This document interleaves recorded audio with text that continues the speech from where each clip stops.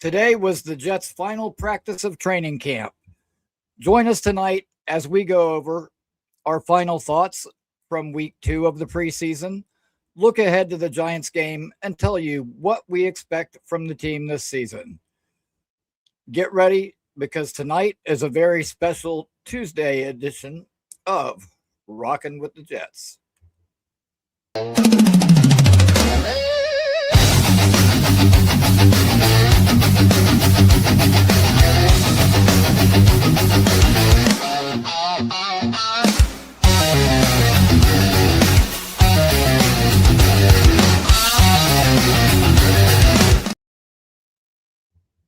All right. Thanks everybody for tuning in. If you have not already, make sure you subscribe to the channel. We are only 40 subscriptions away from hitting our goal of 500. So whether you're watching here on YouTube or on X, come on over here to YouTube, subscribe to the channel. We don't want you to just follow the show. We want you to be a part of the show. And while you're here, go ahead and hit that like button as hard as you can.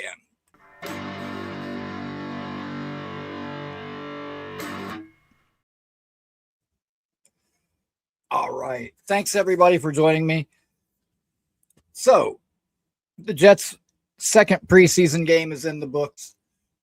We got the Giants coming up on Friday night. And although we may not see a lot of our starters, we're starting to get a fair indication of what this team may look like going into the season, particularly on the offensive side of the ball. So tonight, I'm going to give you my final thoughts on week 2, take a small look ahead to week 3, and tell you what that means as far as the season coming up. This is a special Tuesday edition of Rockin' with the Jets. Normally, this show would be on Thursday night, but this Thursday, I will be joined by Court from Court Sports for a special edition of that. So here's a little sneak peek at Thursday night's thumbnail. So this is going to be a fun one.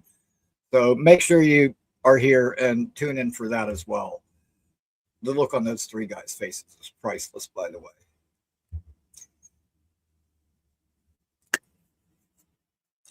And with that, let me go ahead and bring on my co-host for this evening. Derrick, man, Rickie. How you doing, buddy? I'm doing good, brother. How are you doing? I'm doing well. And Heck yeah. Since you just popped in, let me go ahead and I'll show you our intro for our Rockin' with the Jets show, Right. which is also brand new.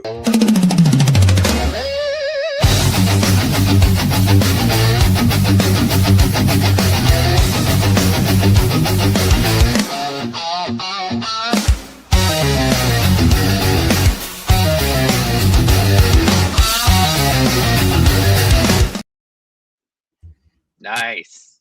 And Love it, yes, man. that would be yours truly. All right. Let's go, Rickie. Oh my goodness. Oscar, you actually liked what you saw in the game? Okay, but you need to see it in the regular season. You know what? I will agree with that 100%. I'm looking forward to what we're going to see in the regular season. I think there's a lot of positive things to look forward to. And just before showtime tonight, I made a short that I posted on YouTube. And the premise of it is listen, last year was bad. Okay, it's undeniable. Last year was a fucking train wreck. It was awful. However, even though Glenn certainly made his fair share of mistakes, some of the guys that quit on him, and there are people who will say, yeah, but they quit on him. They quit on the coach. That's beyond his control. They had that quitter mentality before he got here. And I think he didn't realize it until it was too late to do anything about it. Particularly the Williams brothers, among others. But those guys are gone. he replaced the quitters with hitters. We've taken steps in the right direction. And some people have gotten just so wrapped up in the hatred for Aaron Glenn, that let's fire Glenn mentality. They can't even talk about the team anymore without having to throw in, like, if we get a better coach next year, or how long Aaron Glenn will make it before he gets canned. Like, they're so focused on let's fire Aaron Glenn that they can't see the positive changes that are going on right in front of their eyes. Like the draft we had, re-signing our own guys, the free agents that we brought in, improving our depth, raising the floor. There are so many positives. Having a real quarterback, having an experienced offensive coordinator. There are so many little positives that are right there that, should be being acknowledged. And the way that I look at it is, say what you want, call me delusional, but you know what? I would rather have blind faith than be blinded by hate. And yeah. that was the message behind the short that I did earlier. And nice. So that's a message that I'm going to carry, throughout this season.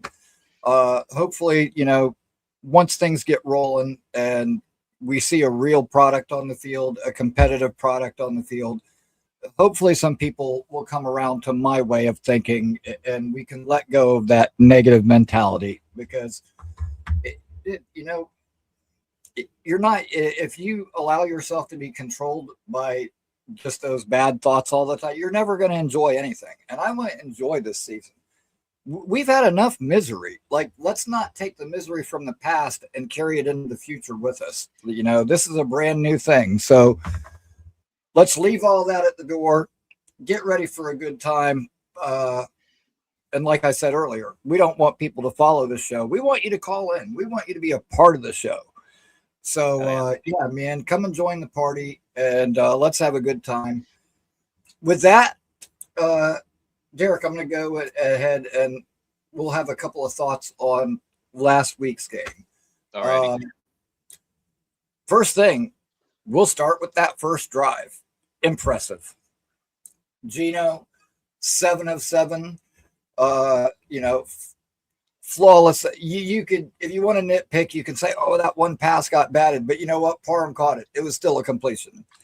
So, all in all, it was good. And the one to Garrett where he had to roll to his right, that was a nice throw by Gino, especially considering the circumstances. The sideline catch by A.D. Mitchell. Talk about toe drag swag. Woo, great out route. Yeah. And a very well-placed ball, too. It wasn't just the catch that was impressive. The throw was pretty impressive, too. And then, naturally, we had Jelani Woods with the touchdown on that drive. That's a big man. Yeah, I liked everything I saw. Give me your thoughts on that opening drive. I loved it. I mean, it's hard to find a lot of things to complain about.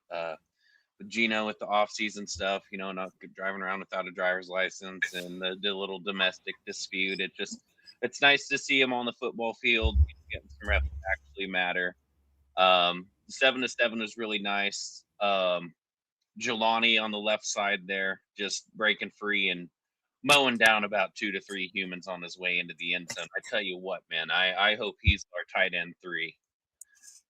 As I don't mind carrying 4 tight ends this year. That first drive, man, I mean, it's hard not to get excited because Steelers had quite a few of their starters out there. So, I mean, outside of Porter Jr. and and there's going to be people that go, but TJ Watt wasn't out there and this and that. You know what? TJ Watt was out there when we played him last year, and Membo made sure that he had no impact on the game. So 2 pancakes. Exactly. I'm not buying too much into that. Dude, it was impressive. Jelani Woods, I also think, is going to make the team. And you're right.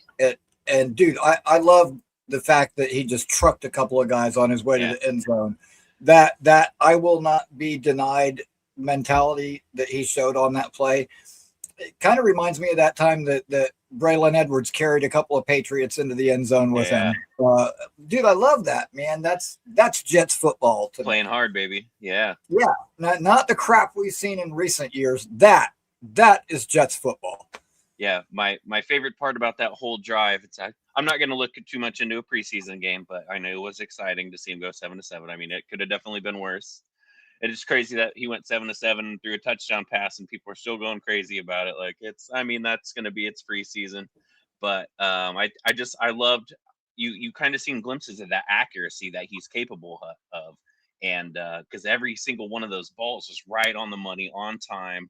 And he's only been with AD and Garrett for what? Just, like a pretty short time here. And it already seems like they're getting a pretty good rapport building. So I know they're not going to play in the third game. I know Rich Cimini said on Jets Collective today that Aaron Glenn was been evasive on if Cade Klubnik's going to start, but I hope we get to see him.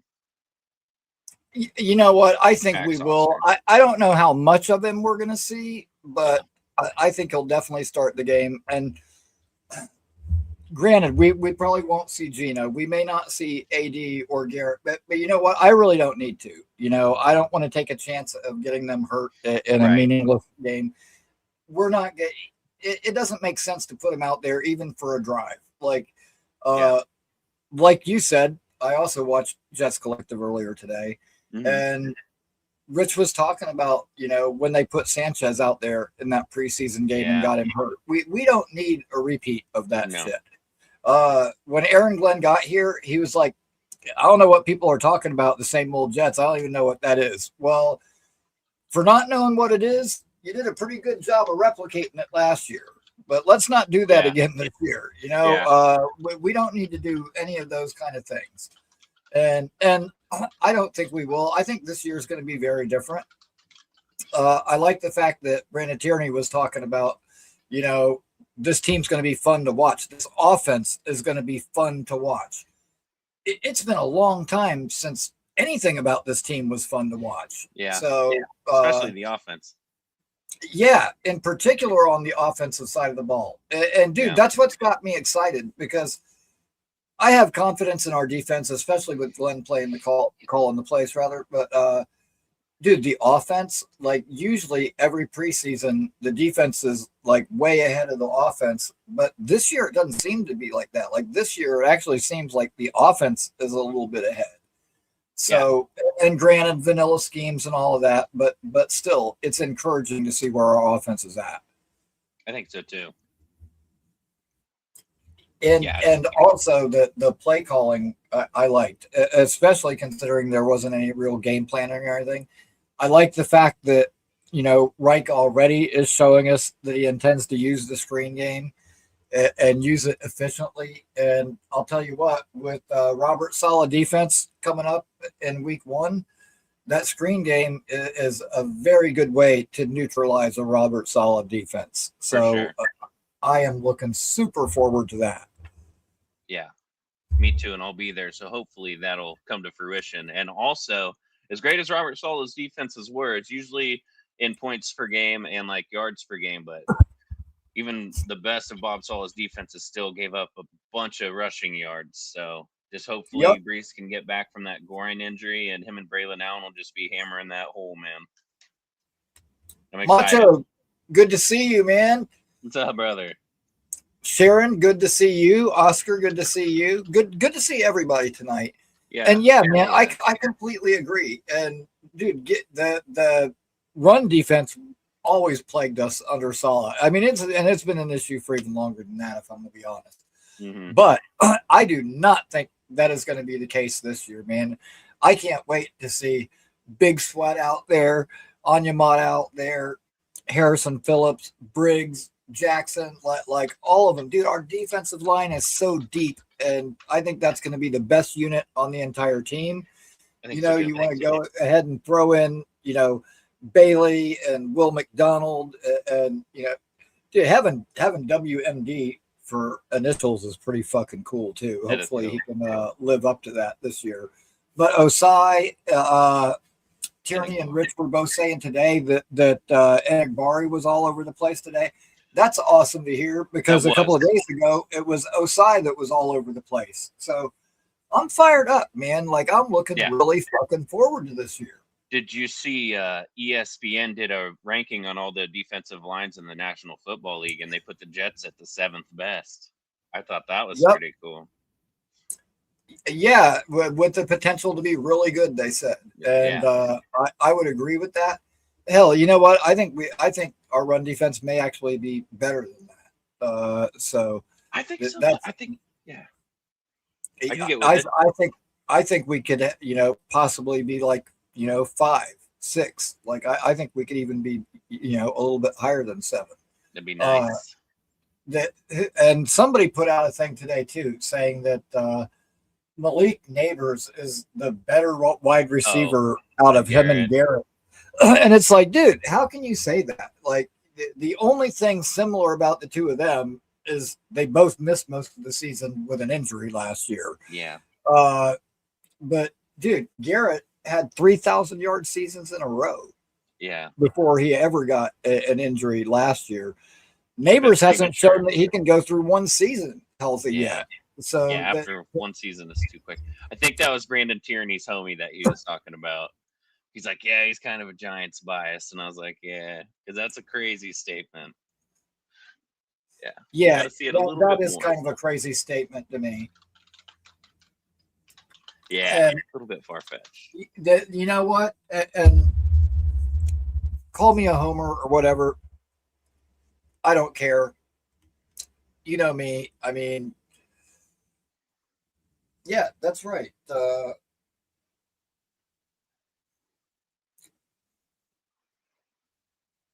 there it is. Everybody knows I'm Mr. Positivity. Dude, let me tell you something. I don't just drink the Kool-Aid. I make the fucking Kool-Aid. Okay? That's one of my all-time favorites. Hell yeah. I love that. I added some new videos and got rid of some old ones, so it kind of switched the order around, and it threw me off for a second. I was like, wait a minute, where is it? But that's awesome, man. You know what? And there are things that you can critique about this team, and I'll agree with you. But when it comes to people making disparaging comments about Garrett Wilson, that's where I'm going to fucking draw the line. That's where I'm going to say, like, ain't no fucking way. Yeah. Because, dude, Garrett, in my opinion, he is definitely a top, 10 receiver in the league, probably within the top 5 or 6. Yeah, I think they did like this wide receiver ranking before the preseason started, and they had Garrett Wilson buried at like 17th or something. And I'm just like, man, if you gave him Pat Mahomes, Matthew Stafford, any of these Joe Burrow elite type quarterbacks, he'd probably be in everybody's top 5 and probably everybody's first round late fantasy picks. But yeah, sometimes you just gotta tune out and just acknowledge that that person might not completely know what they're talking about. Yeah, well, yeah, and you know what? There's always going to be those people, especially when you're talking like mainstream media, because you're going to have your what the hell's the guy? I can't think of the guy's name off the top of my head now, but like the Mike Florios and the guys that just want to bash the Jets no matter what. And clicks, basically. Yeah, and it's like whatever. So I don't let that I try not to let that affect me. I block a lot of that bullshit noise out. Yeah. But yeah, I think we're gonna shock a lot of people this year. I really do. So yeah, I'm just really hoping that we can get Brees, Sadiq, and Pons back, because that's really my only gripes right now. I'm still a little bit worried about the safety room, but we got some time here between the third and final preseason game, and we might be able to snag a guy or two off the waiver wire or something. We all know Darren Muji's about making moves, so we'll see. I think so too, Eli. I do too, Eli. Good to see you, man. Hell yeah, Eli. Yeah, dude. I think Garrett's going to have a career year this year. I think AD is going to have one. I think that Brees is going to have one. I think a lot of our guys on the offensive side of the ball are going to have career years, and hopefully AD can put up the kind of monster numbers that I'm predicting. Because if so, I'll be wearing me a new Jake Asman hat by the time the year's over. If I could win that, brother. So that would be nice. And dude, I'm all bought in on that. By the way, give me 1 second. Go ahead, brother. I gotta grab something real quick. Hakuna Matata. Yeah, I'm very excited to get to Nashville week 1 and just watch this offense go to work, man. I want to say, go ahead. Yes, Rickie. I want to say a very special thank you to David and Amy for this AD Mitchell jersey, which finally came in the mail. Super stoked. Nice. Thank you guys so much. I really, really appreciate it. You guys know that AD is my guy, and so I was flattered when you told me that you were going to send me that jersey, and I've been looking at the mail every day and chomping at the bit for that thing to show up. And so thank you guys so much for sending that to me. I really appreciate it. Awesome. And you know that I'm going to be rocking that thing this year for sure. And yes, we are blessed to have Garrett Wilson on this team, dude. Like every year, and I can't remember who it was that posted it earlier, but somebody posted like a series of Garrett Wilson clips, and they were like, they get better and crazier every year. Today, and it's true, man. Like he's had like some of the best catches in the NFL some of the best hands year. And each year, it's like he one-ups the one from the year before. It's crazy. So I know there's one coming this year, and I don't know what game it will be, but I can't wait for it. Man. Every game. Seems dude, like Garrett is one of my absolute favorite players, period. I love watching that guy play. And, it sucks we lost him last year. And, dude, there's been so many times where I see him go down and he gets up hobbled a little bit. I'm like, no, that like not him. Like there's other people that could get banged up, and I would be like, we can live. But Garrett, Garrett, especially knowing that we didn't really have quality behind him, like that's the one guy that I do not want to see get hurt.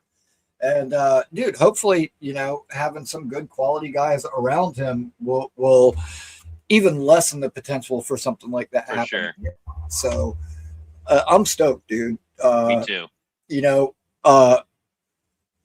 Cooper had some nice catches in practice this week, including a nice touchdown.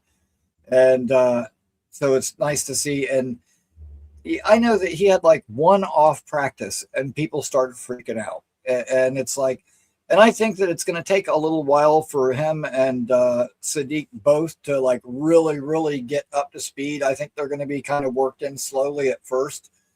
But that being said, I think by the time we get to like week 8, week 9, week 10, those guys are, if not going to be starting, at least heavily involved in the rotation.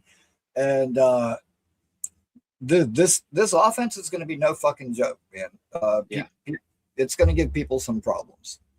The speed alone is going to have defensive coordinators fucking sweating bullets, if I had to fathom.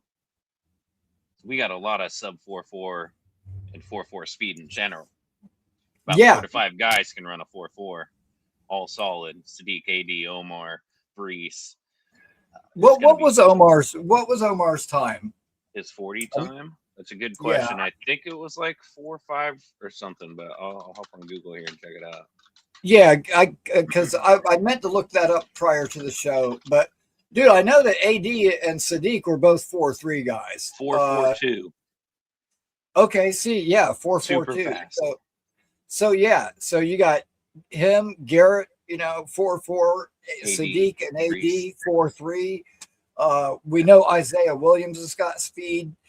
So, man, this offense is going to be no fucking joke, man. It's going to be something for teams to have to deal with. I'm curious to see what goes on this weekend. to see what our depth guys are going to look like. I want to see Cooper get a big chunk of playing time. I want to see, some of the other guys on the defensive side of the ball get some more playing time. Give Darrell Jackson some more run. Let's see if Malachi Moore can show us something if he's out there for an extended period of time, which he really needs to. But yeah, man, I'm super fired up. And the other thing is knowing that by week 1, we're going to get Pons back. We're going to get Isaiah Davis back. We're going to get, Sadiq, a lot of these guys that we've been missing that we haven't got a chance to see yet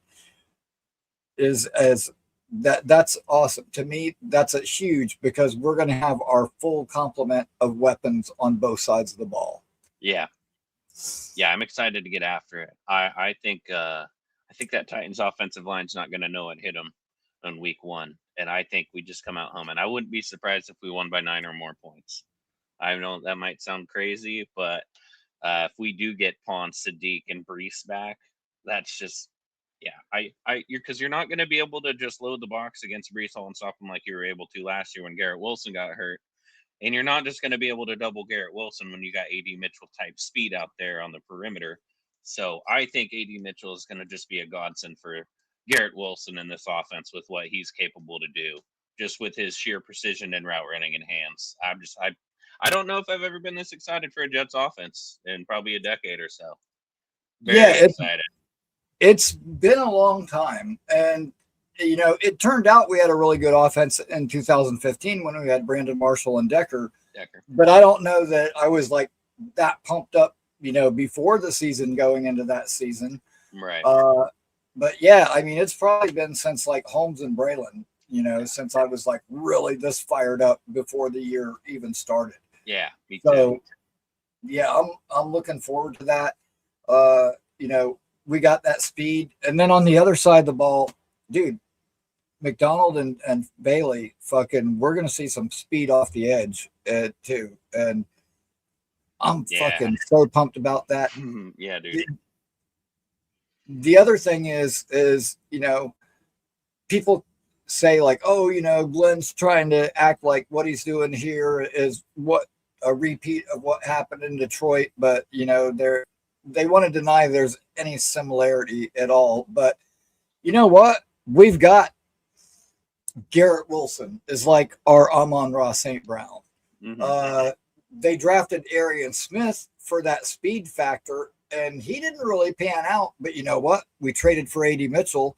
A.D. Mitchell's got the size and the speed. He is our Jameson Williams. So we've got that. We just drafted Baily. He is our Aiden Hutchinson.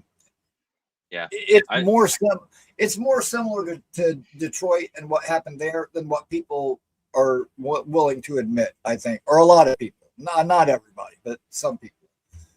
Yeah, I don't. Dino, good to see you, man. What's up, Dino? Oh yeah, yeah. I don't think that AG had the defensive talent that he's going to have coming into this year.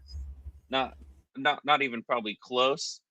But I don't like the negativity on the head coach. But every team's 0-0 right now. I think people spend way too much time stressing about just being negative about the team. Just, dude, unless a team gives you a reason to be negative or sad on a Sunday, like if you're down 10, just wait till then. You don't got to do it before the season. It's okay to let other Jets fans be excited and, hopeful for the season. You don't have to just come in and shit on someone else's parade like, oh, dude, this guy's an idiot. He thinks the Jets are going to be. We don't know.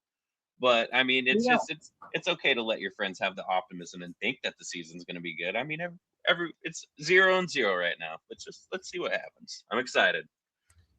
Yeah, I am too, man. Like it. Oh, I'm lit.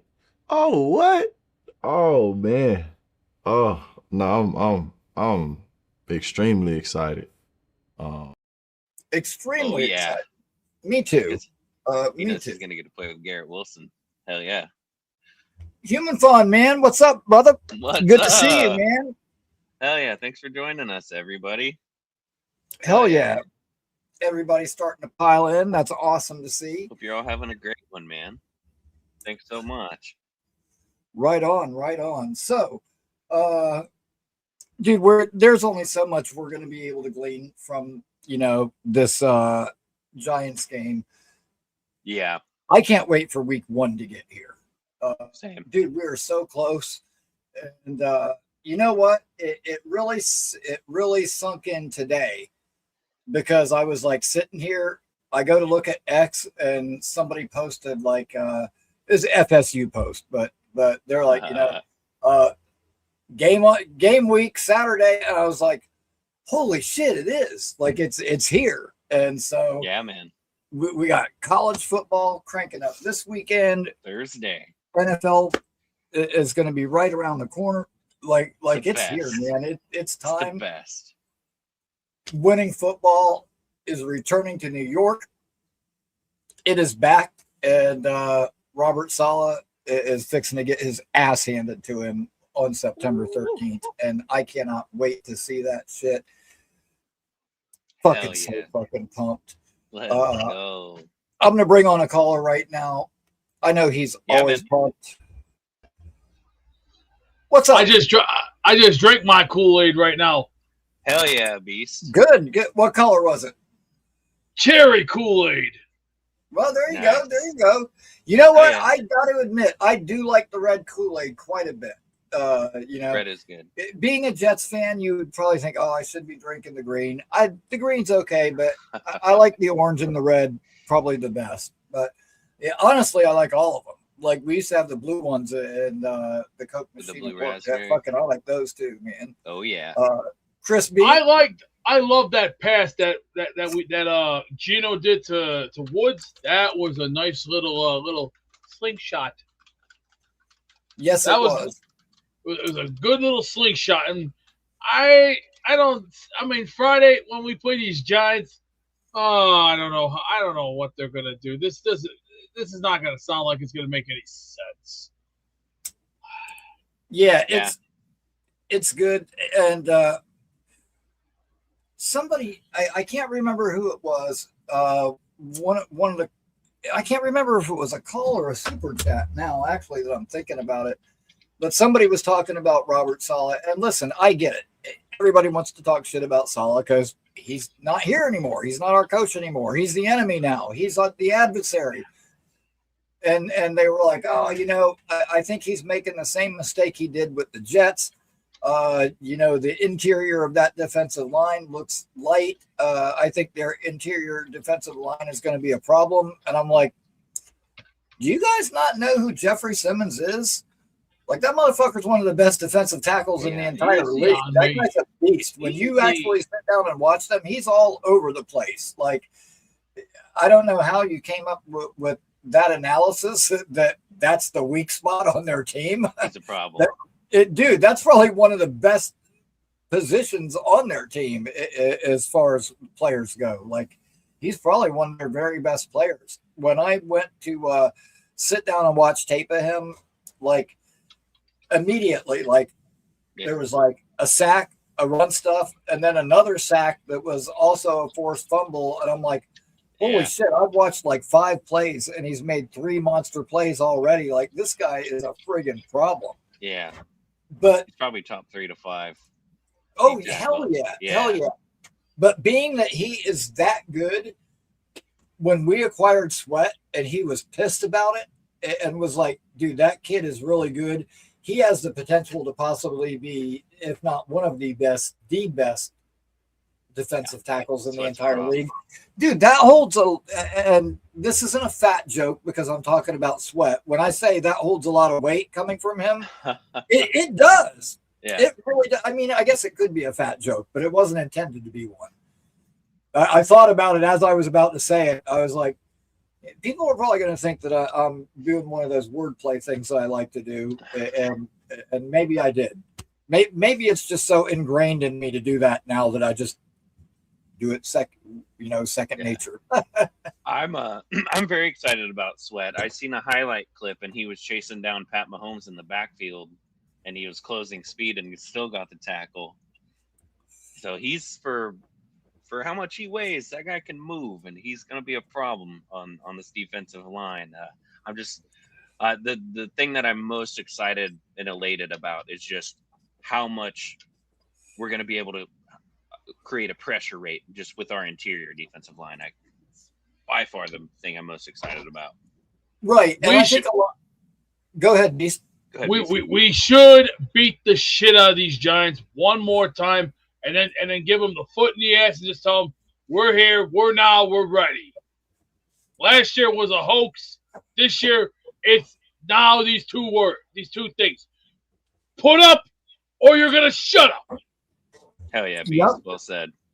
And I heard you talking about my boy Kurt Hennig earlier, Beast, and to steal a line from him, I think it's going to be absolutely perfect. Hey, nobody beats Mr. Perfect. Nobody. Hell yeah. That was one of my guys, and rest in peace, Kurt. Mr. Perfect can do plenty of things: baseball, checkers, chess, bowling. Oh, let's see. Throw a football 100 yards down the field. Horseshoes. The man is, Mr. Perfect is absolutely perfect. Perfect. Hell yeah. Hell yeah. Well, yeah, the Giants, just being that it's like that hometown rivalry, I want to knock them off just because of that. For too long we've been looked at like we're the little brother, and enough of that shit. Like by the end of the year, there's only going to be one team in New York that people are talking about, and it's going to be us. Gary King. Hell yeah. Great to see you, man. What up, Gary? The other day I was looking at my feed and saw that you were one of my recent subscribers, and thank you so much for that. Appreciate it. Once again, people, if you have not subscribed to the channel yet, make sure you go ahead and do that. At the start of the show, we were sitting at 460. We are only 40 subscribers away from hitting that 500 mark by week 1. We're growing every single week. The show just keeps getting better and better. So if you have not already, come over here to YouTube and hit that subscribe channel. Subscribe now to Rickie New York Live, the Jets show that rocks.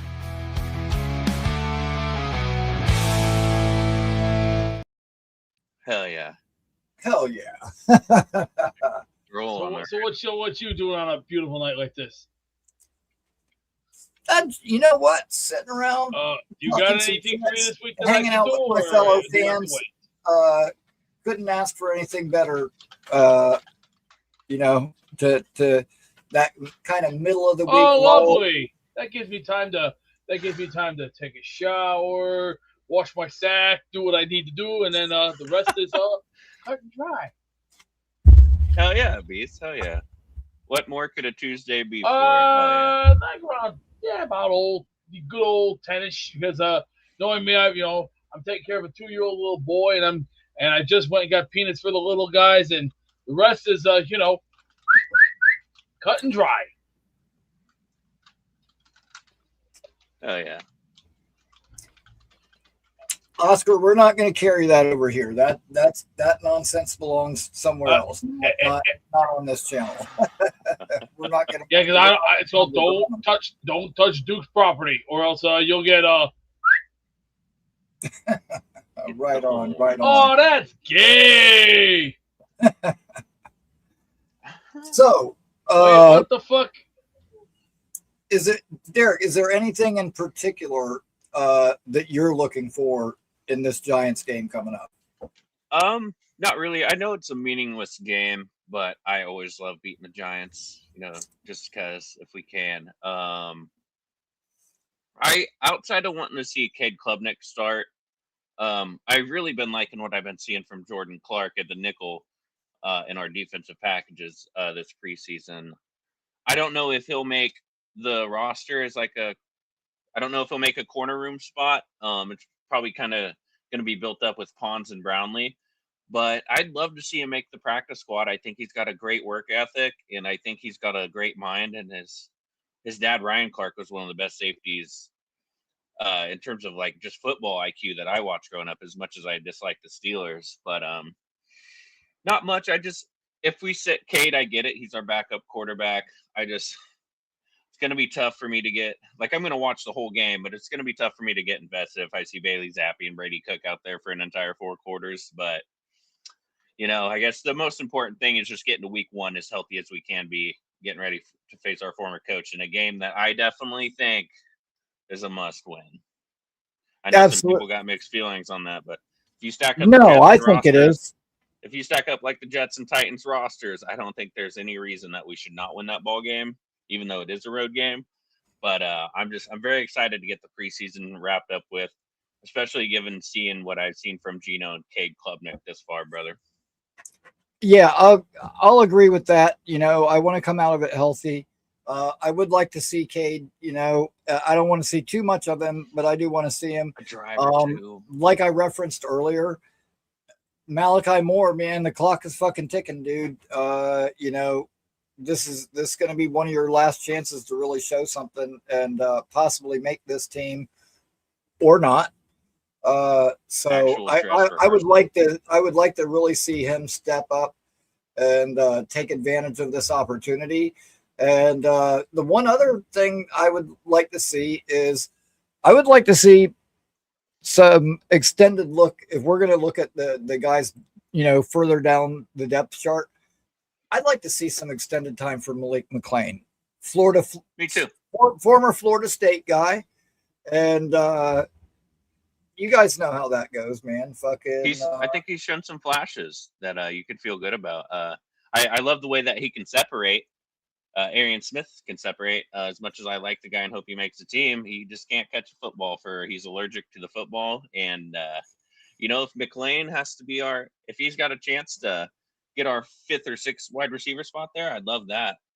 Well, dude, he doesn't quite have Arian Smith speed, but he's got speed. Quite, but he does. For a guy, for a guy that big, and it doesn't hurt that he was once with Florida State because I love Florida State. I'm Rickie, New York, and I love to smoke. Florida State, I really love Florida State.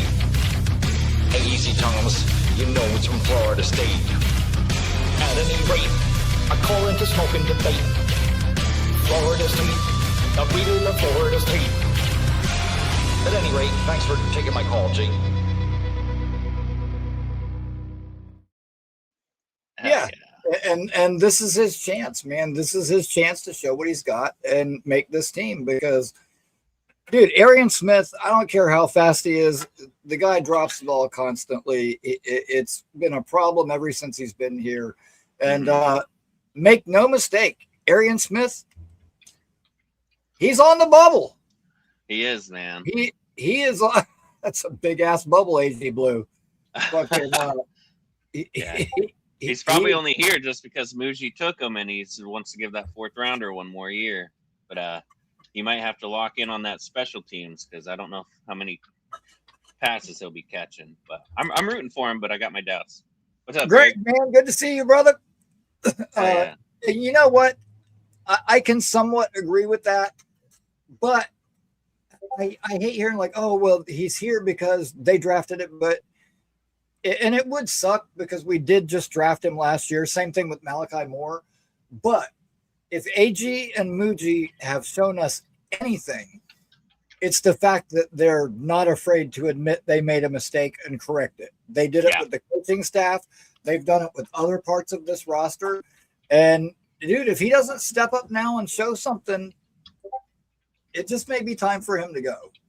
And that would suck. But at the same time, you're not going to hit on all your day 3 picks.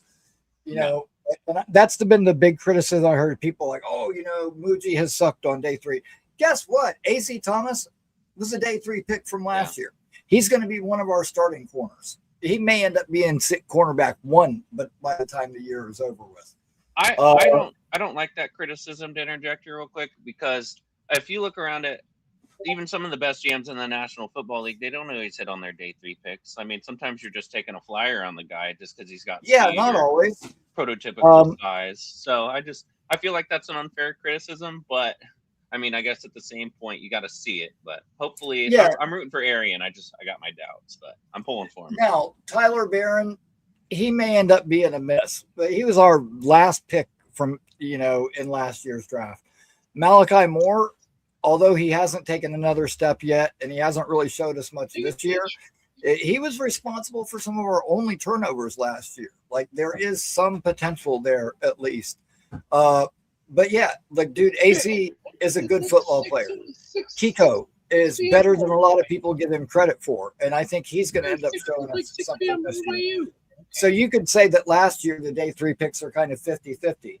You want to flip over to this year, Cade, he's probably going to be our number 2 quarterback. That is not a miss. Darrell Jackson, that everybody thought was going to be a red shirt this year, a developmental guy, is going to play meaningful snaps and be part of that rotation. That is not a fucking miss. Like, right. So I don't agree with that criticism either. Yeah. Now, is VJ Payne going to be able to contribute? Will it be mostly special teams? Will he get on the field? I don't know. We're still going to have to see. But Jackson's going to play. Cade is going to play. AZ is going to play. Like, Kiko's going to play. Like, the day 3 picks are not all misses like some people want to try to make it sound.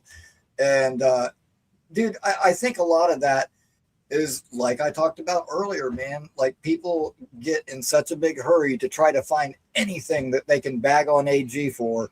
They just want to, like, try to throw that out there, but it's not true. Like, if you wanted to say the day 3 picks have been 50-50, I could maybe go along with that, but to say that they've all been trash, no, fucking, I'm not buying it. And Greg, I agree with you, dude. I think Arian Smith is done here. I don't think he makes the team. Yeah, which I'd be okay with. I would too. I'm pulling for him, but dude, it doesn't matter how fast you are. If you can burn everybody running down the field, if all you're going to do when you get down there is drop the ball, it doesn't matter.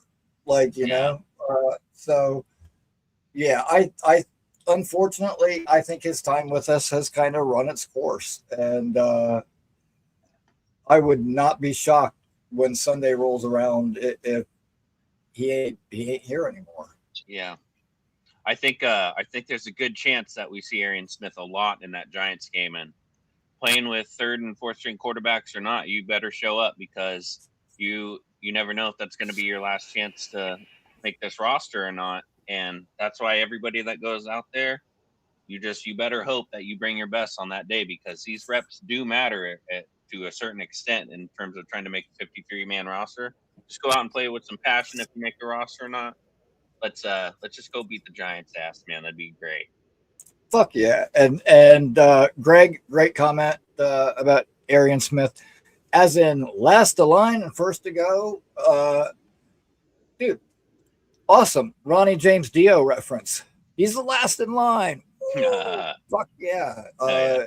And this is the Rock and Roll Jets show, so that was a perfect. Anybody knows Ronnie James Dio? That man is a god.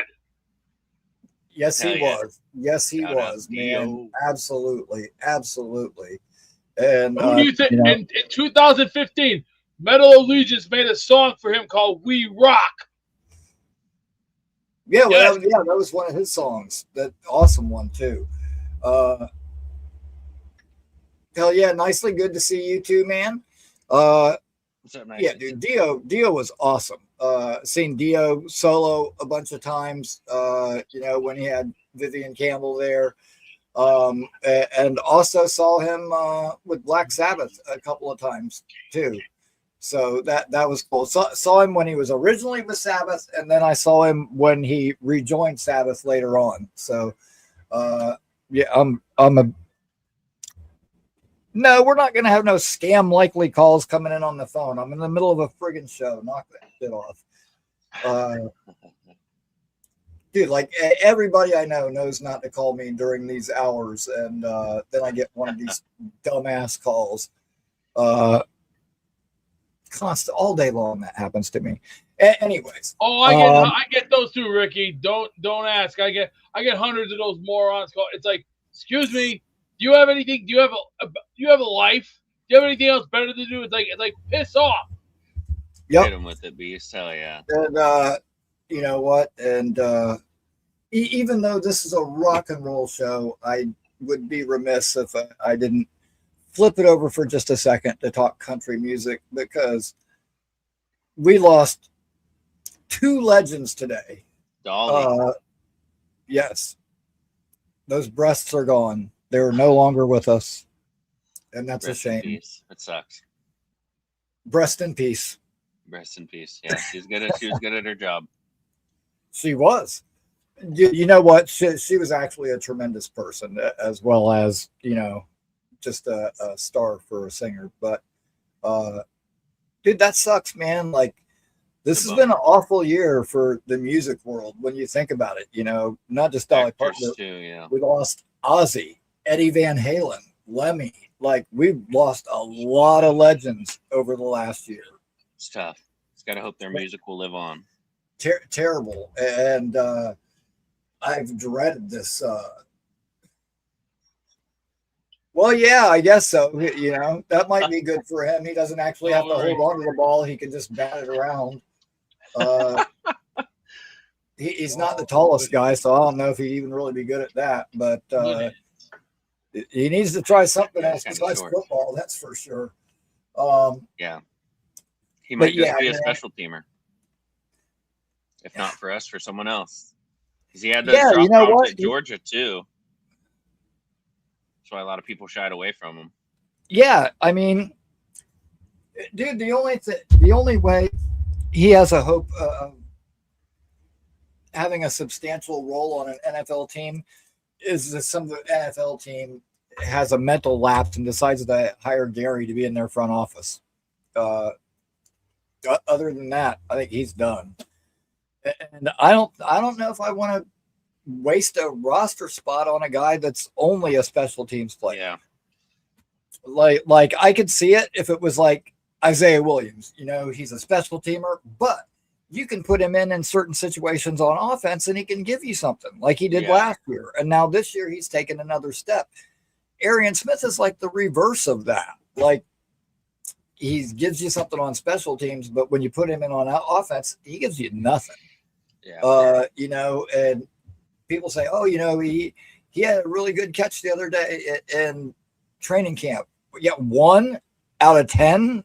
Like, that's not a good average, man. Like, and I'm not willing to burn a roster spot for the occasional good play. So, yeah, I definitely think he's probably done. And on Saturday's show, you know, I'm going to have our free cut down show and go more into depth on who I think is going to make it and who won't. But yeah, I mean, if you're talking like, oh yeah, but you know, Arian Smith is like, you know, bullshit 4.43 speed, or, you know, he's like 4.31 or 4.32, whatever. Well, if Malik McLean is a foot taller than him and is, you know, a 4.36 guy, like, I don't care if he's a couple of milliseconds faster. Like, the guy sucks. He can't catch. I've had enough. I'm done. And you know what? I've already had to go through Corey Davis's up and down phase. I've already had to go through. Yeah. Arian Smith might have to have 100 yards. Hold on, boys.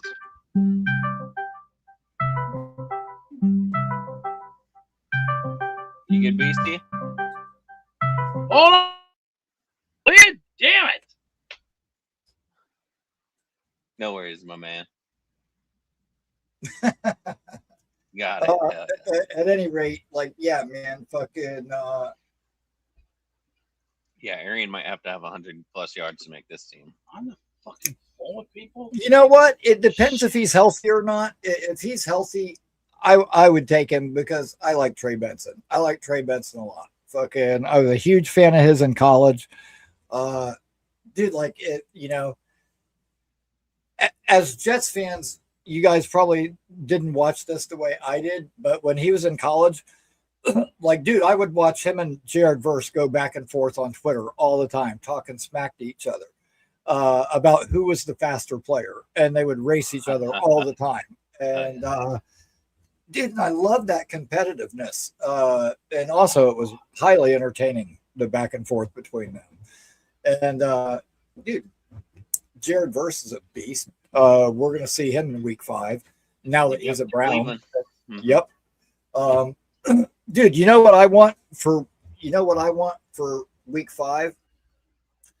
I want Breece Hall, Isaiah Davis, our tight ends to absolutely just bitch slap Quincy Williams.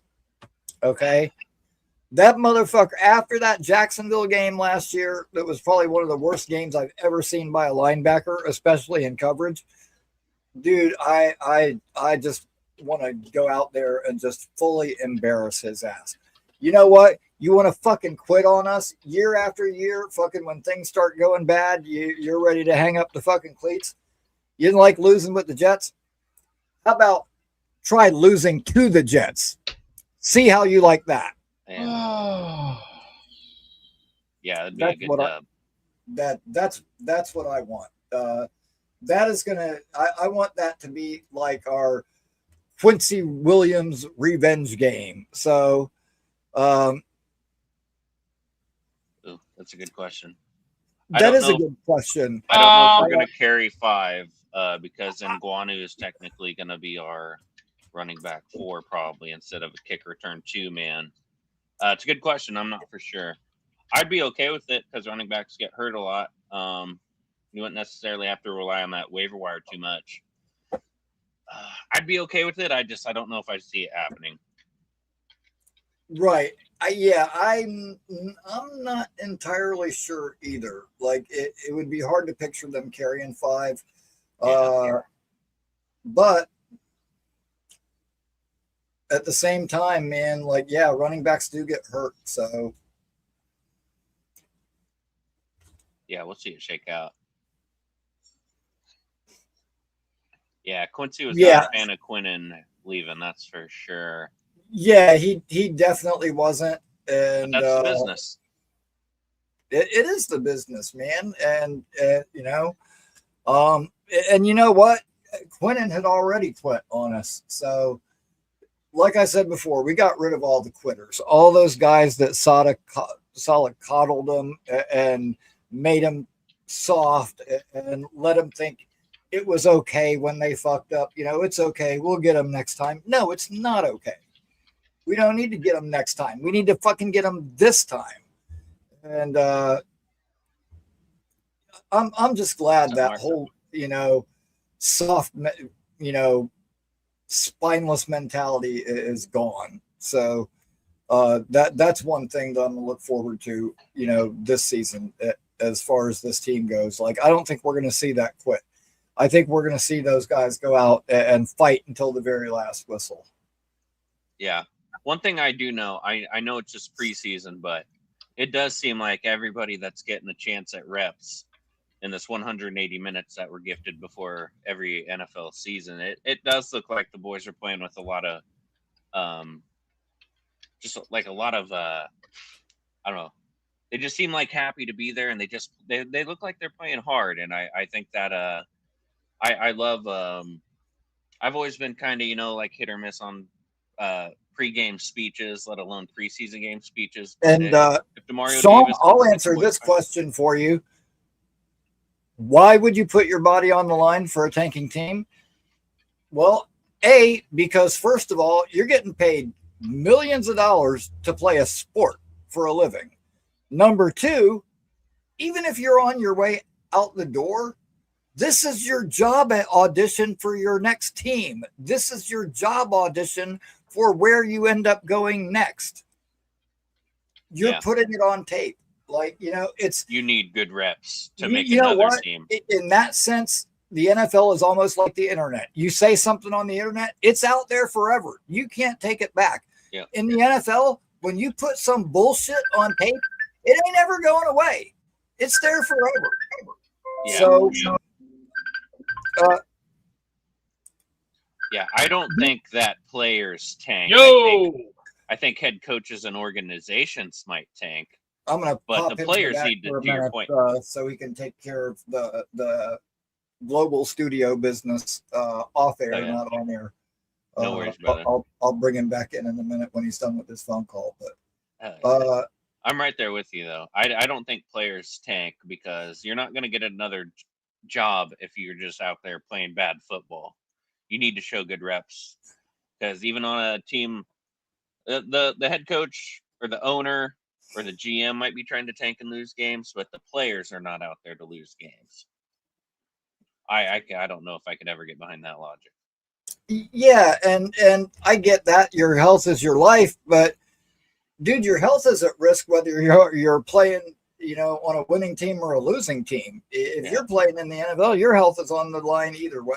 And like I said, when everything you put on tape, that's basically like your job resume. That's how you get your next job. Like you don't want to put trash on tape.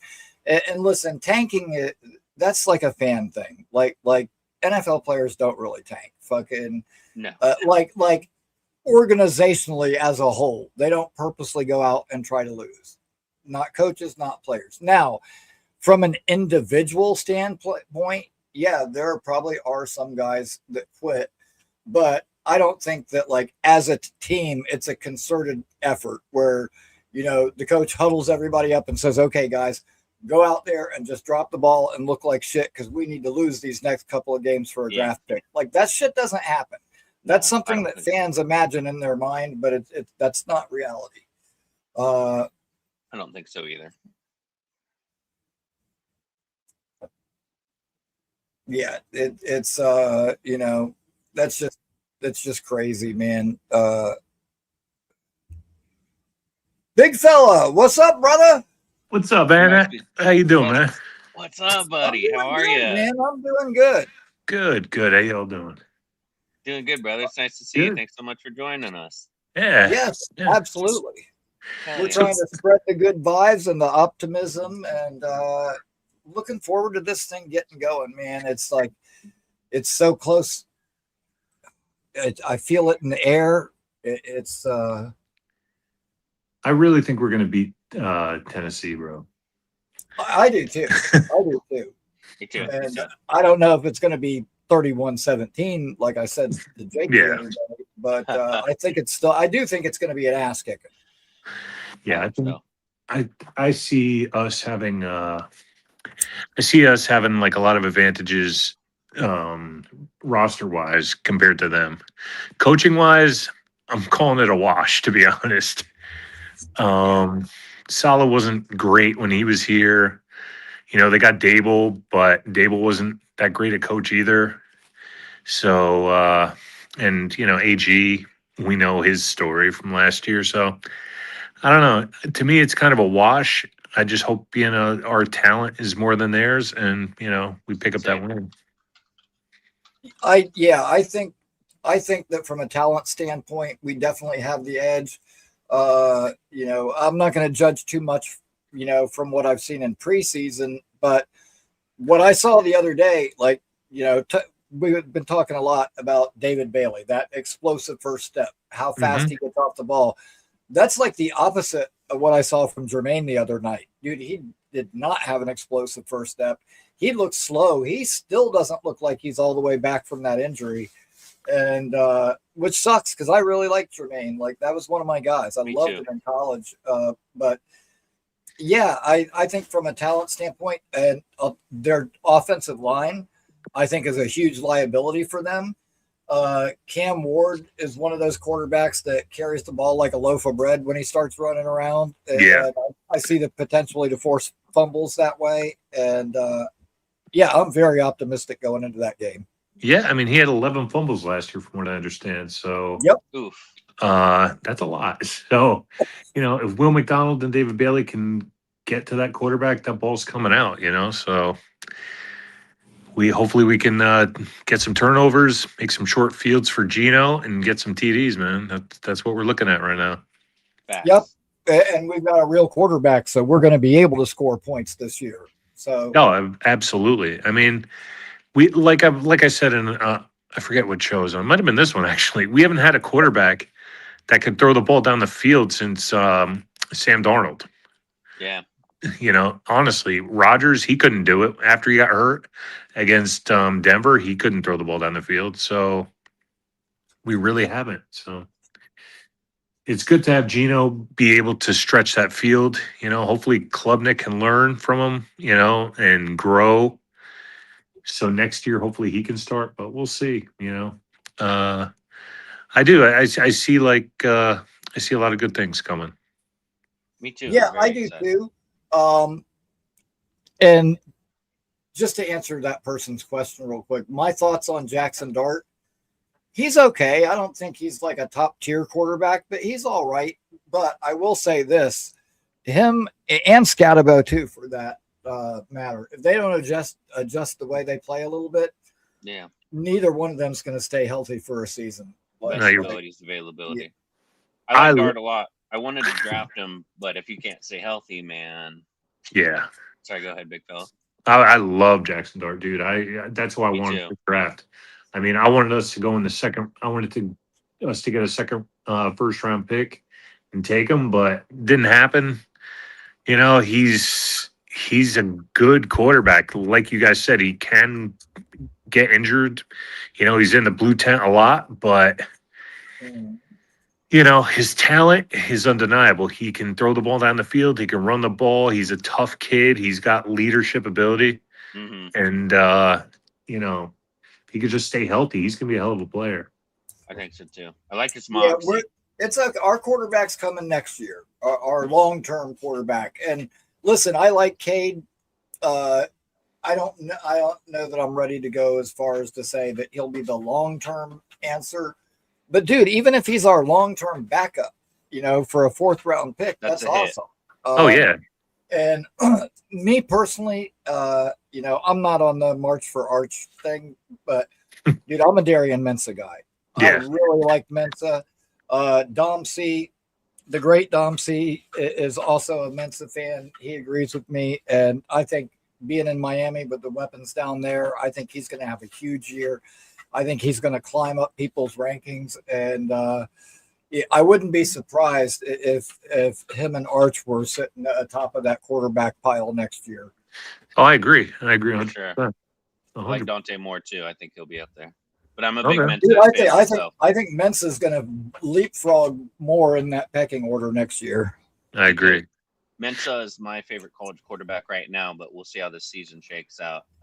One good season from Arch Manning is not enough to put me on the Arch Manning train. Right. Yeah, dude, he's good. And with Cam Coleman, dude, Cam Coleman's a fucking freak, man. Like, yeah, he is. The gap between him and Jeremiah Smith is probably not as big as a lot of people think. That kid is fucking good. Mm-hmm. Well, and you know what? I was thinking about it, and I was like, okay, well, you got Cam Coleman's there now. Mm-hmm. The year prior to that, there was don't blank on me now. Golden, the kid that's Matthew Golden. Now. The year before that, it was A.D. Mitchell, who is now on our team. The year, and then you had Xavier Worthy also came from there. Like that, dude. Mm-hmm. They've been cranking out some fucking receivers from Texas. That's true. Yeah. I mean, Mensa, to me, I think he's gonna like you guys said. I think he's gonna leapfrog a lot of people. He's got Malachi Toney down there. He's able to hand off the ball to Mark Fletcher. I mean, Fletcher's so good. He's so nasty. Oh, so I can definitely see Mensa leapfrogging a lot of people. Now with Ohio State, my daughter goes to Ohio State, so I've been following. Yeah. I was just there 3 days ago, to move her in. But what people aren't talking about is Chris Henry Jr. is there now too. Yep. Freshman. Oh, really? Yeah. I didn't know that. Chris Henry Jr. is a beast, dude. Great Bengal too, and he's only 17, bro. Yeah, he is a beast. You know what? His dad could have been so good if he wasn't such a knucklehead, and it was terrible what happened to him. Right. But yeah, man, holy crap! I didn't realize that. Wow. Yeah, he is like they have Jeremiah Smith. He's next in line, and they're saying he's a more physical freak than Jeremiah Smith. Yeah. So that's saying quite a bit. That's another top 5 receiver for Ohio State they're going to have available in another 3 years. It's just It's ridiculous what Brian Hartline's been able to do at Ohio State since he's been there. He ain't there no more. He's right here in town with me. As a matter of fact, good. A buddy of mine ran into him the other day. I forget what store it was that he was in, but he was going into the store, and Hartline was like checking out with his stuff as he walked in. He said he like walked over and said hello, and I was like, "Oh, really? That's fucking cool as shit." But yeah, he's awesome. the USF coach here now. No, that is cool. Which dude, like, there's been some NFL players that came through USF. I remember Anthony Henry. There was a DB that played for the Browns. He got drafted by the Browns. And then there was Mike Jenkins as well, who started off, I think, as a receiver, but ended up being a DB. Mm-hmm. But like this one place where I used to live, I don't know what it's. Cheryl, what was the townhouse that we lived in right by the college there, where the greenery was up front?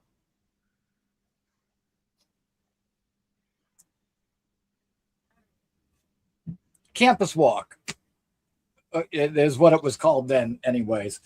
This place has been around forever, but at any rate, it's directly across the street from the campus, and it's an apartment complex. But right in the front of the apartment complex was this big building that the front of it was a convenience store, and then the back 2/3 of it was a bar, and all the college kids and stuff would always hang out at the bar. Well, that's cool.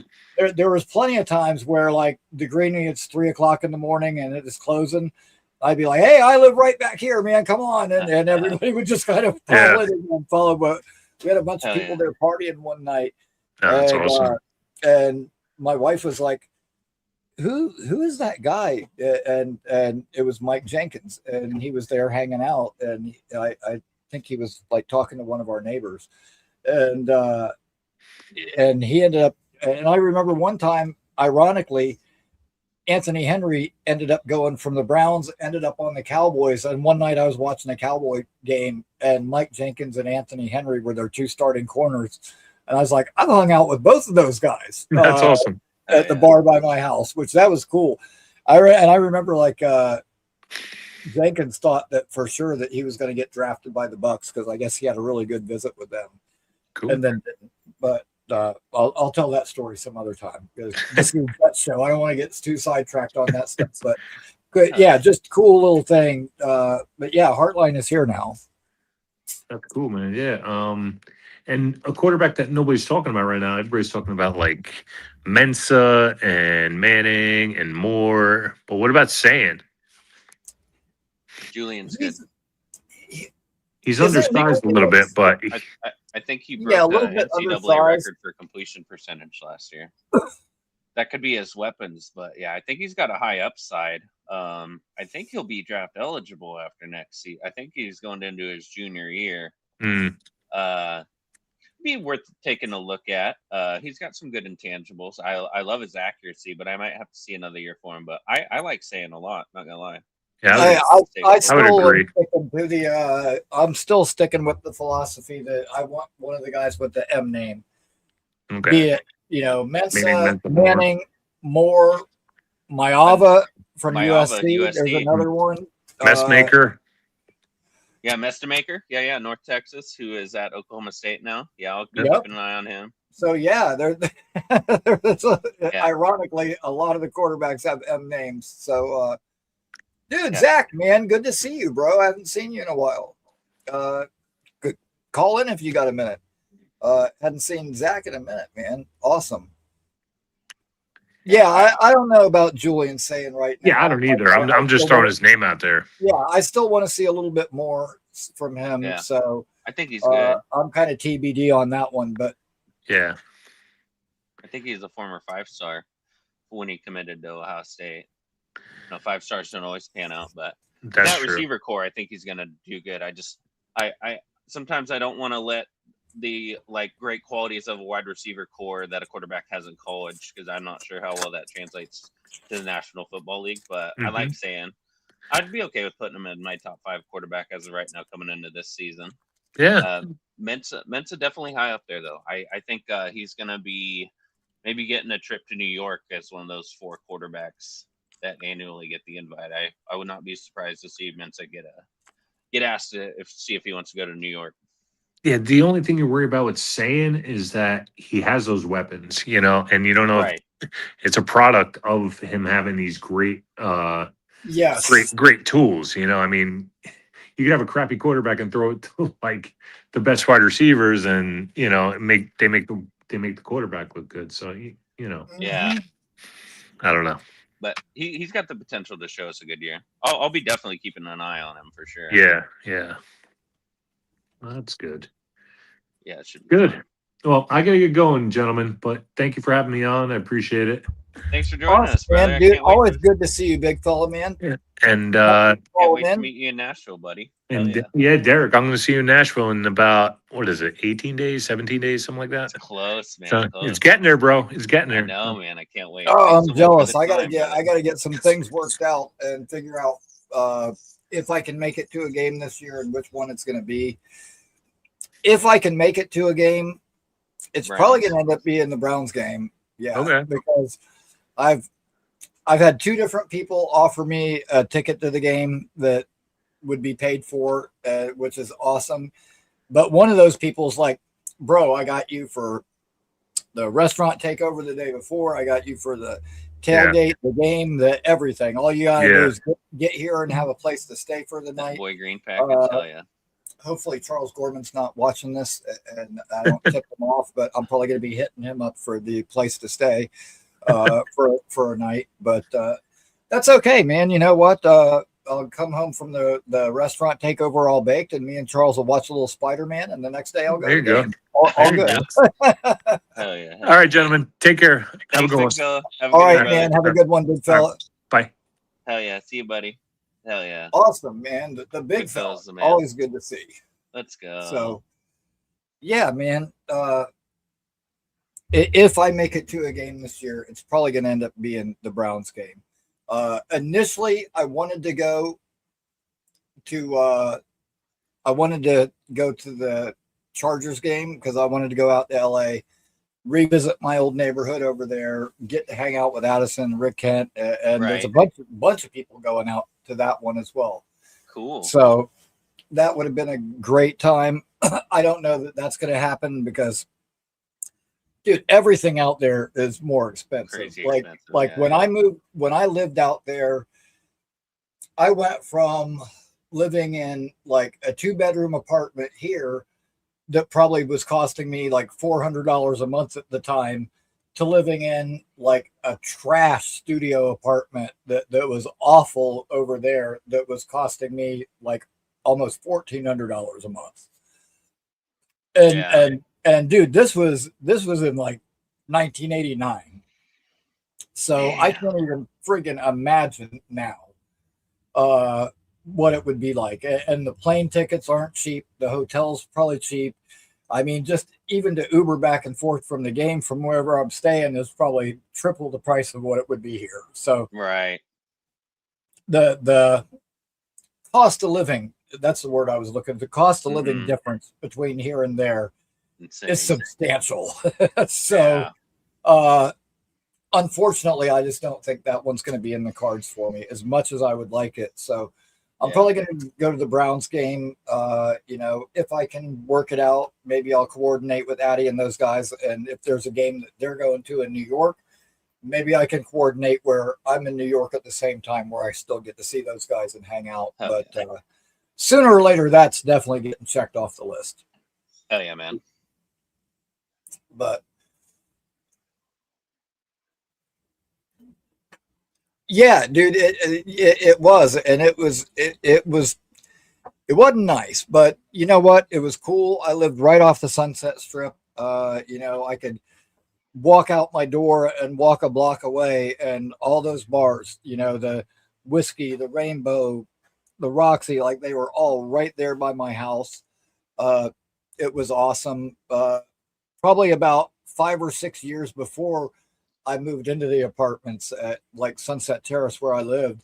The Motley Crue guys all lived in that same apartment complex, like right down the hall from where I used to live. So like, if you ever watched like the movie The Dirt, like that trash apartment that they lived in, was literally down the hall from the apartment that I lived in. That's awesome. I mean, obviously that wasn't the real apartment in the movie. Right. It was probably much worse than that. But yeah, man, it was crazy, and it was a cool place to live, man. Like, you know, I would go and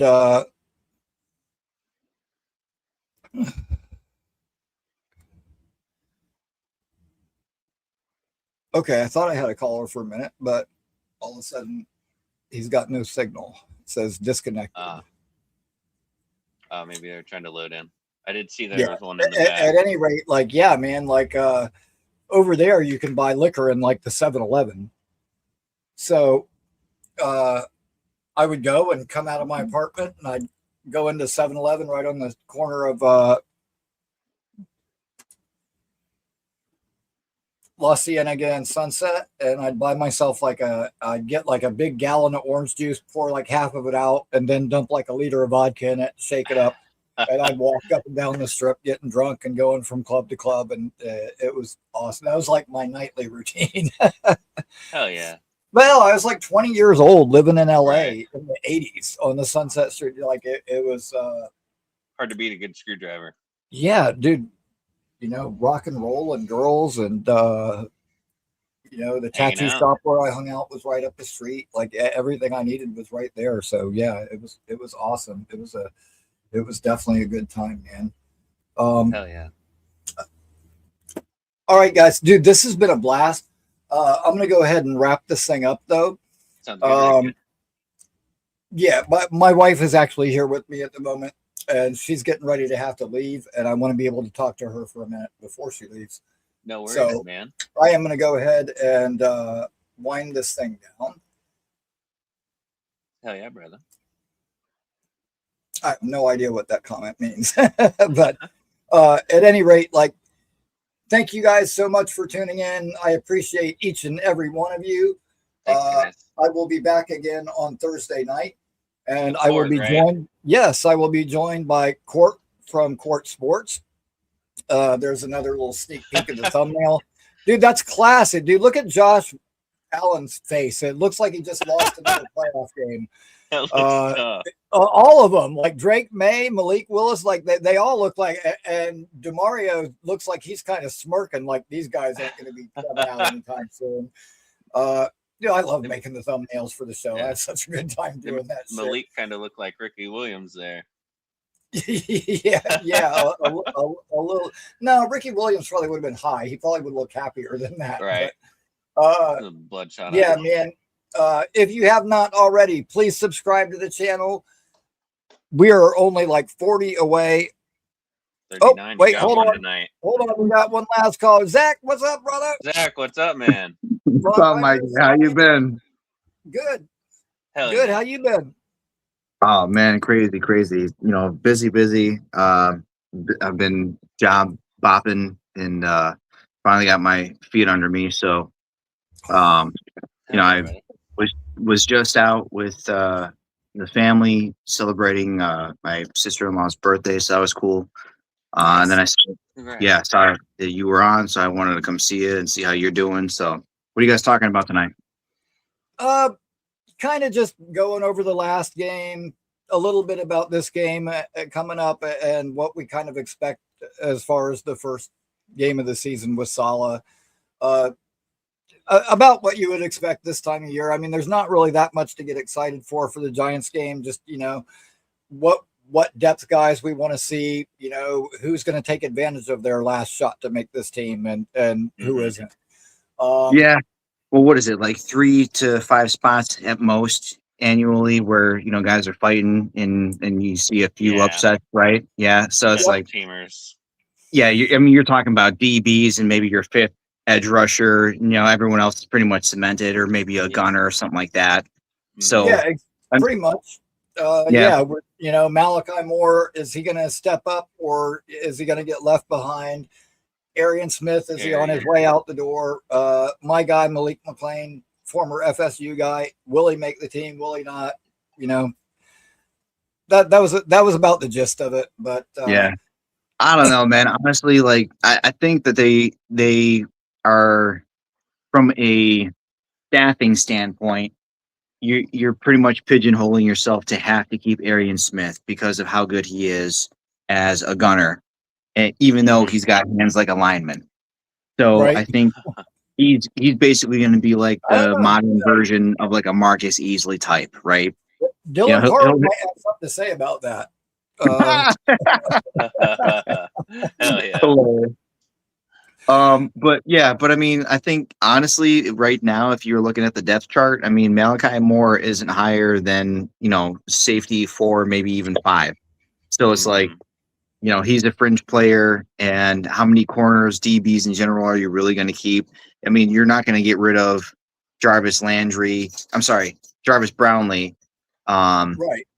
and then you got Pons, who right now is nicked up, and God knows when he's going to be in. So, I think if in the event Moore makes the initial roster, he's probably going to be like that 9th, 10th guy, and then he might end up getting cut sometime mid-season, possibly, as a practice squad candidate to bring him back if nobody picks him up.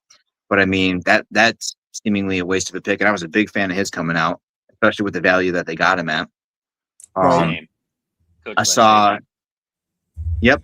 I mean, the Saban DBs, you gotta love those guys. I saw the kicker battle got wrapped up. They cut Cade York. Is that right? Yeah, waived him. Yep.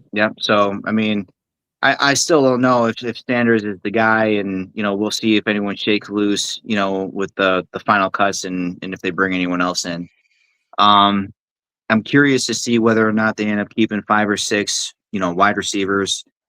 Tim Patrick, he's more of a special teams guy, but it's like. Say again? I said we didn't even mention him. Yeah, but I mean, he's kind of like that jump ball guy that, I mean, I don't know if they really have another guy like him on the roster, and that would be his niche role. And it's like, how many shots are you going to give him for jump balls, right? It's like he's like your 4 or 5 guy at that point. And I mean, unless he's contributing on special teams as, a gunner, then what else is he going to do? So it's like he's fringe. So, and then you got to think, like, with Jelani Woods looking as decent as he has, it's like, are you keeping 4 tight ends or what? I mean, most locker rooms, I think right now are 3 tight ends and a fullback or 4 tight ends. So how is that going to shake out? Yeah. Beck is probably going to be gone, but I think they keep Woods and Beck. You really think they're going to look at Beck and say he's not one of the top 53 guys? Yep. If they don't want to keep a 4th tight end, I think they might, just with Jelani's size. And as much as I've kind of banged on Ruckert, like, he's a great blocker, man. But what are you giving me they just extended Ruckert, so he's not going anywhere. Yeah, and he can play fullback. Well, he's not going to play fullback. He'll be H-back. Right. Yeah. So he could probably line up. Yeah, they're going to keep Jelani Woods. Like, he was a Frank Reich guy that, they've obviously been getting him involved. I mean, he was getting a little bit of run with the starters last game. So I think those are going to be your 4 tight ends. It's going to be Sadiq, Taylor, Ruckert, and Woods. And so I mean, I could totally see that happening, but then with as injury prone as Woods has been career, I could easily see him ended up on IR and then just bringing Beck back at that point. Yeah, I can see that. I could see that. Now, Beck could potentially be, sent down to the practice squad and stashed there. And honestly, I wouldn't stay up at night worrying that somebody was going to snatch him. So I think he'd be okay there. Yeah, but you got to think, if they're going to go that heavy on your front, you're going to be very run centric and play action centric. So it's like, it would give you the luxury of being able to only carry 5 receivers and have an extra spot somewhere else, right? Yeah, I'm tight. Yep. I'd be okay. Which I am not wrapping up the show, by the way. As I was saying that, I'm not seeing her anywhere. I muted my mic. I'm like, hey, I want to talk to you for a minute, and no response. And then I get a text on my phone. I had to leave. I'm gone already. And I'm like, oh, okay. Well, I guess I'm not ending the show. Racist? Are you kidding me? She just shit on you like that? No. I knew she had to leave. And what do you do? Dutch porn? No. My wife. take it easy now. But no, not at all. But she Rickie, have you ever seen Dutch porn? I don't think so. I don't know. Yeah, go look that one up. I'm not really a big porn guy. So, you know, I don't want to watch somebody else getting laid. I'd rather get laid myself. It's got nothing to do with that, bro. Then obviously not. No. But yeah, at any rate, like, yeah, her and the kid had some stuff that they were going to do. And so I knew she had to go to my daughter's, and I thought I'd have a minute to talk to her before she left, but apparently not. But that's all good. That's all good. No, I'm sorry that I interrupted her saying goodbye. No, dude, it's all good. All good, man. All good.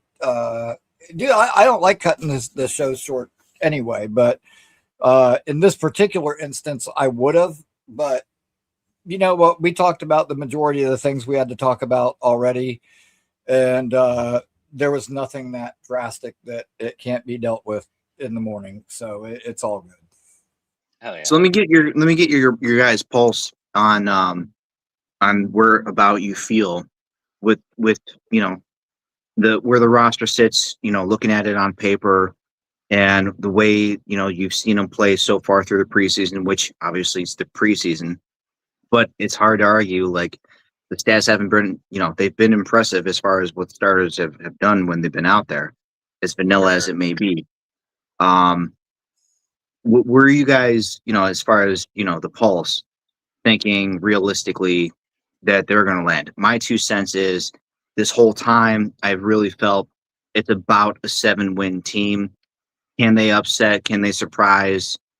Yes, it's just a matter of who's it going to be, what week is it going to be, injuries, etc. What's your guys' takes on that? Go ahead, Rickie. I'm close to the same. I'm thinking they're probably about an 8-win team. You know, if they can do that, I'll be happy. If it's anything better than that, I'll be thrilled. And I do think there's going to be some surprises. Dude, I'll tell you what. I honestly think the Green Bay, our home opener, could be one of those surprises. They did not win games down the stretch without Micah Parsons. What I've seen so far from them, like and I know it's only preseason, but with no Micah Parsons, no Rashawn Gary, dude, they don't have a pass rush. It's fucking non-existent completely. Yeah, they lost Quay Walker, and Josh Jacobs is questionable too. Yeah, so I mean, yeah, they lost a lot of pieces, man, and Romeo Dobbs, losing him is going to be big. And yeah, I really think that that's an opportunity that we need to take advantage of. Dude, I think the Packers could end up having a rough start to their year and dig themselves into a hole that'll be hard to get out of. And hey, you know what? That's fine with me because we got their draft pick. The worse they are, the better it is for us. So that's all right. Them or the Cowboys, whoever's worse. So I'll take that. Yeah, I will say that the Packers have susceptible corners, but their safeties are very talented. So you know, the middle of the field, I think, is going to be hard to win.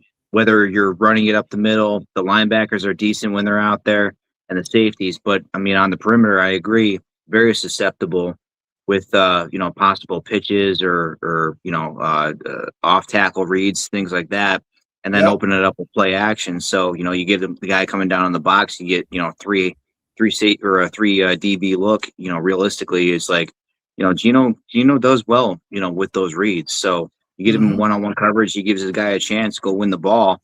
You know, you get probably 4 to 6 chances like that in a game. You get to go deep. So I like to think, you know, you have very good logic where, you know, things shake out the right way, you know, as far as health and lineups and matchups. And is Frank Reich, you know, calling the plays with a hot hand? You know, we'll see what that looks like. I think you got a good beat on that for sure. But yeah, I mean, realistically, 7-8 wins, I think, is probably the ceiling. I sure would love to see this team finally make the effing playoffs. It'd be great, but not holding my breath. You know, if anything, you know, if we can get into like mid-November and see them with a, you know, in the hunt look. Over 500, Yes. Yeah. That's all I want. That is all I want. And that being said, you know what? Maybe 8 is our ceiling, but you know what? I think 6 is our floor. So it's like this year, we're like living in one of those fucking Hobbit houses where the fucking floor and the ceiling ain't that fucking far apart. Shire. So, I think we start 2-0. We'll be at the Tennessee game. I think we win, and I think that home crowd at MetLife for the opener with them all white unis and the white helmets. I think we're 9-5 against the Packers all time too. I know that don't mean anything, but historically, when they come to MetLife, they don't have a lot of success. Do you know who the Packers open with? No. I don't either off the top of my head. I hope that is just an all-out war, like a battle where they just really have Cardinals. Oh shit! So probably not. You know what? Who knows? Maybe they come in high and cocky and overconfident, coming off of a win. Jeremiah Love rushes for like 200. Walk right into a fucking buzzsaw.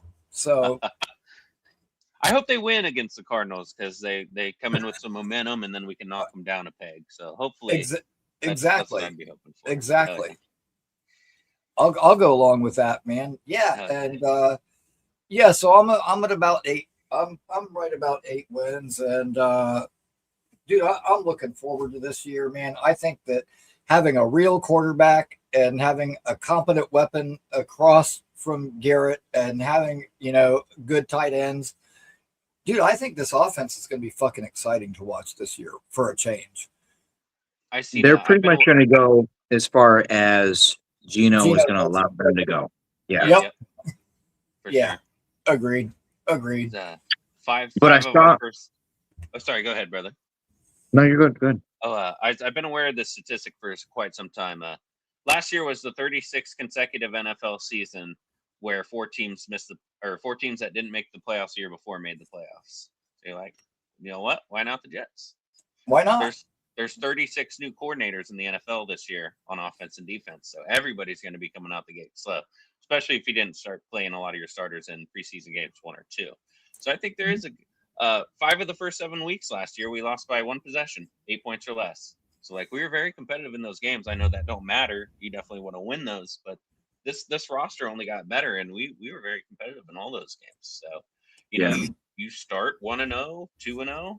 You have around 500. You got the Browns, Cardinals, Raiders, like weeks 5 through 8 are teams that all picked in the top 10, who you definitely have a chance to beat. Just beat the teams that you should beat and hover 500 around. Just want to play some meaningful football games in December.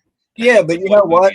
Like, say we are 2-2 after those first 4 games, and then we get the Browns, Raiders, Dolphins. But what if we crank off 3 wins? Then all of a sudden we're 5-2, and the whole season looks different. So, man, you got some wiggle room. You can drop a game or 2. Yeah. So we just have to do it. And that's the thing, man. Like, we have to win the games that we're supposed to win. Mm-hmm. And all those games that were winnable that we let slip away last year, we got to take advantage of those opportunities this year. That's all there is to it. Yeah, and that really needs to be the narrative of this season. With if AG is going to keep his job, it's win the games you are supposed to win, and then go surprise a few games, go shock a few teams, steal games that nobody would actually count you in, and upset. Be a disruptor, make your presence known, go do what you say you're good at a high level, and impress the fans, impress ownership, and earn your pay and earn your keep. For me, AG, he's walking a tightrope, man. Like, if for whatever reason they throw up on themselves and it just looks completely disgusting the first half of the season, just chalk it up. Whether or not they fire him mid-season or at the end of the season, if it doesn't look competitive halfway through, he ain't coming back. That's just what it is. I mean, don't be surprised. I will not. I will not entertain such a thought process. Change the background. You're just trying to manifest your reality, there, guy. So I give you props for that. But realistically, I'm a realist. All right. I firmly believe the proof is in the pudding. If you always do what you've always done, then you'll always get what you've always gotten. Right. So AG hasn't displayed that he has so much of a platform to really work off of. So this is, again, another building year for him to show what kind of goods he does bring to the table to share. So he's got to come out strong. He's got to come out loud and proud and boisterous, however you want to call it.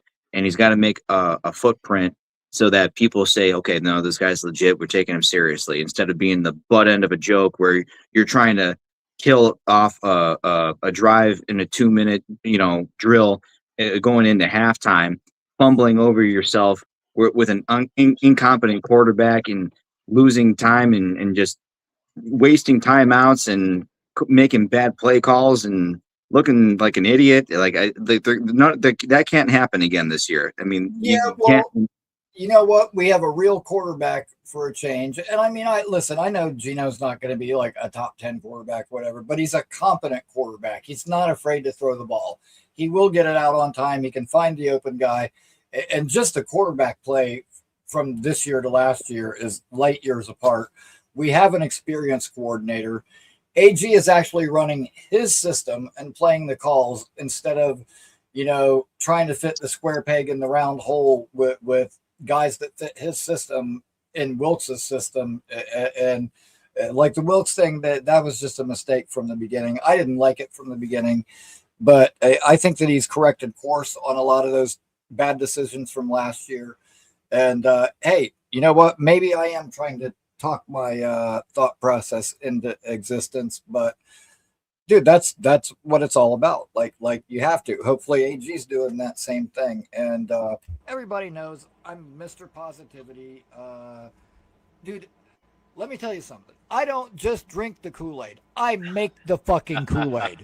Okay? I make the fucking Kool-Aid. So I'm fired up, man. Like I'm not. Are you about to pop through the wall and be like, "Oh yeah, yeah"? Why not? Yeah, man. Like I'm confident this year, dude. AD, man, good to see you, brother. I checked out some of your show the other morning. Your Knicks show was fucking awesome. Good listen. Good to see you, man. Yeah, we had our last show was a really good show. We had a bunch of first time callers. We ended up with like a really good panel with like 4 or 5 of us, and ended up having like a 4-hour show that was really kick ass the other night. So awesome. Also gained 10 new subscribers during that show. Nice. So that was awesome as well. And anytime, brother, anytime. And yeah, dude, it was really fucking cool. And so yeah, now we're at the start of the show, we were up to, what was it, 460? So we're only 40 subscribers away from hitting our goal of 500. Ironically, at the beginning of the morning this morning, I looked and I needed 41 subscribers to hit 500, and I needed 41 watch hours to hit the 3,000. So it was 41 and 41. Now the watch hours have gone up a little bit, and the subscribers, like I said, was at 460. So we're almost there, man. And thank you to everybody that's subscribed. Like I said, I don't want people to just follow the show. I want you to be part of the show. So thank you to everyone that's joined. Appreciate everybody that's come over from X. Appreciate that, man. It's awesome to have you here. And I'm looking forward to a good season, man. Winning Jets football is back. I'm going to go ahead and say it right now. Hell yeah. I hope so, brother. So here's a question for you. So I've heard that the Bills have a plethora of offensive linemen, and one of them might shake loose. A couple of guys are supposedly on the trade block, if not spent potential waiver wire cuts. And I'm hearing that Cedric Van Pran Granger is a potential trade candidate. What are your thoughts on him? I'm down. Anything to bolster the depth, especially on I'm pretty sold with our tackles. I love Olu and I love Membu. I wouldn't be surprised if Membu is a first or second team All-Pro. But anything that you can do to bolster that interior of the offensive line, which is where I'm a little sus at. I don't think anybody wants to see an Xavier Newman come in at center or Max Mitchell come in and have to play guard or tackle. But even Parham got ranked pretty far back on the PFF list last year, like 38th amongst his position or something like that. But I think with the likes of Tippmann and Olu, and I think Josh Myers is going to have a little bit better of a year. I mean, I'm not really sold on him either, but if you're a top 15-ish center, you know, just kind of like a McGovern, like a Connor McGovern, like he wasn't great, but just I'm hoping that I don't know. I'm a little sus on Josh Meyer. I kind of want to see a little bit more from Inez Cooper. I know he's got great flexibility, and Parham's played center before. I mean, you're not hoping for guys to go down, but I think the Jets were the only team in the National Football League last year to finish the season with the same starting five all year. So hopefully the MetLife Turf Monster don't get any of the guys. But to your question, I would anything to bolster the depth. Don't even say that shit. I know. Stick to Rickie's plan. Do the manifesting thing. What is it? Yeah. Yes. Do Rickie's plan. Do the manifesting thing.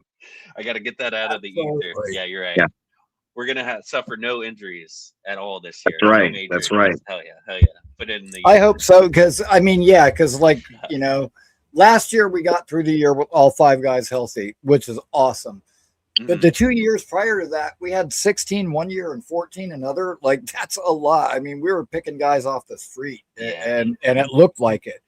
13 different starting fives 2 years ago. Yeah, man, something absurd. Yeah, not ideal. We can't have that. We can't have that. So no. Hopefully our guys stay healthy, and that's the main reason that I don't want to see like any of our starters this week at all. Let's keep everybody healthy. Let's go into the year with our full complement of weapons, and you know what? Let's show people something, man. Let's show people that we're back and we're for real. And you know what? Whenever we get to Tennessee and we see Robert Saleh, it's going to be like, surprise, motherfucker. This ain't the same old Jets. Yeah, man. I'm really excited for like the first 7-8 weeks last year. The Jets had the top 3 rushing attack in the National Football League, you know, and Brees and Braylon were healthy and doing damage. I really love our run blocking. I have a lot of faith in. I need Olu to show us a little bit more from a pass blocking standpoint, as much as I love drafting him. But I think it was Tanky V that was on Jake Asman's show last year, and he's like, you know, I feel like not a lot of people in the mainstream media were talking about Olu, and he's like, normally if nobody's talking about your left tackle, then they're usually doing a pretty solid job. So I just hope same thing with corners. Facts. Yep. Yeah. If nobody's talking about you, you're probably doing a pretty good job. So just get through this game 3 preseason against the Giants, you know, unscathed. We can see where a couple more roster spots fall. I'm pulling for Malachi Moore, but looks like he's on the outside window looking in. But I really liked the 7th round when we got him out of Bama. I thought that was great value. A team captain on that Bama team, played for Saban. Saban named him team captain. I'm hoping he can get out there and make some plays, maybe pick a ball off, show that he might earn that safety 4 spot, or at least a spot on the practice squad is what I'd like to see for Malachi. Or, you know, your guy McLean catching a couple clutch passes, you know, down the sideline, maybe have a 60, 70-yard game, you know, like 5-6 catches, just really shine. I'm not really crazy about Rickie starting in this final preseason game, but I would like to see Omar Cooper and Inez Cooper out there. Yeah, I would. Well, Inez definitely. But yeah, I wouldn't mind seeing Omar, especially if Cade's out there. I'd like to see Omar out there and you know, get him a little bit of run. And the quicker we can get him up to speed, the better. Yeah. Rich Samini said that Aaron Glenn was evasive on thoughts on if Cade's going to start this game or not. So I'd like to see that probably means he will. Yeah, I would definitely like to see a driver too, but if you don't want to risk injury, I'm totally okay with that, because we all know that Jets fans have PTSD from Vinny T going down the preseason, Chad Pennington, Mark Sanchez. We don't need to see that, especially back. But if you're number 2, it's not Geno. You know, you're going in the season with Geno as a starter. I mean, all this hubbub about Cade potentially, you know, competing with Geno to take away reps or whatever. Get out of here, okay? Yeah, that shit was fucking ridiculous. That was the dumbest shit I've ever heard. I get the chatter that he was in conversation to be a top 5 pick overall. Thank God every team dodged that bullet. I mean, don't even get me started on my taste for Clemson quarterbacks in general. But with the year that he ended up having, I mean, Clemson had a down year in general. I mean, Dabo Sweeney, I don't know what's going on with that program, but they need to bounce back hard or he's going to be gone. Yeah. 6-7. 6-7. Yeah, they went 6-7, and I like Dabo, but that's tough, man. But they had 9 players drafted, which is crazy. Yeah, well, TJ Parker, I mean, I liked him the year before. You know, he has that Bradley Chubb type mold. I think he'll be okay over in Buffalo. You know, with Jim Leonard especially, I really like Jim Leonard as a DC. I was disappointed that the Jets didn't bring him in. Me too. Yeah. So let me ask you guys this then. So, with the rosters pretty much set, sans game 3 of preseason and waiver cuts. Obviously, there's still weaknesses, that I think the majority of the fan base would like to have addressed. Who would you guys say? What positions, I should say, would you guys like to target with a free agency waiver wire? And are there any guys in particular that you have your eyes on? Great question. My 2 biggest concerns in terms of the roster: linebacker and safety. But I was on the Rickie train, being high on Dane Belton. He's a missile seeker. If we can get that guy to figure out how to start creating some turnovers, I think he's a very instinctive player. I like that we took the gamble on him that we did. It's a very cheap contract. I hope Nashawn Wright gets back very soon. I'd have to look up which players are like on the waiver wire potentially. I know there's a lot of running backs out there. I'm hoping this Breece Hall groin injury is nothing too serious. But to answer your question, I'd like linebacker and safety room, maybe just to browse, see if Muji can make some magic and give somebody a 7th round pick and take a flyer on a guy that he thinks might have some potential. What do you think, Rickie? Right on. Linebackers certainly would not hurt my feelings. And I'm going to say interior offensive line. I don't know if Inez Cooper is ready to start. If somebody goes down, I hope that our offensive line can stay healthy and we don't have to shuffle guys. But I would like to see a little bit better depth there. That's one spot that I would like to see improved. For sure. Yeah, that seems like the normal consensus for most people is linebacker, safety, and the interior on the O-line.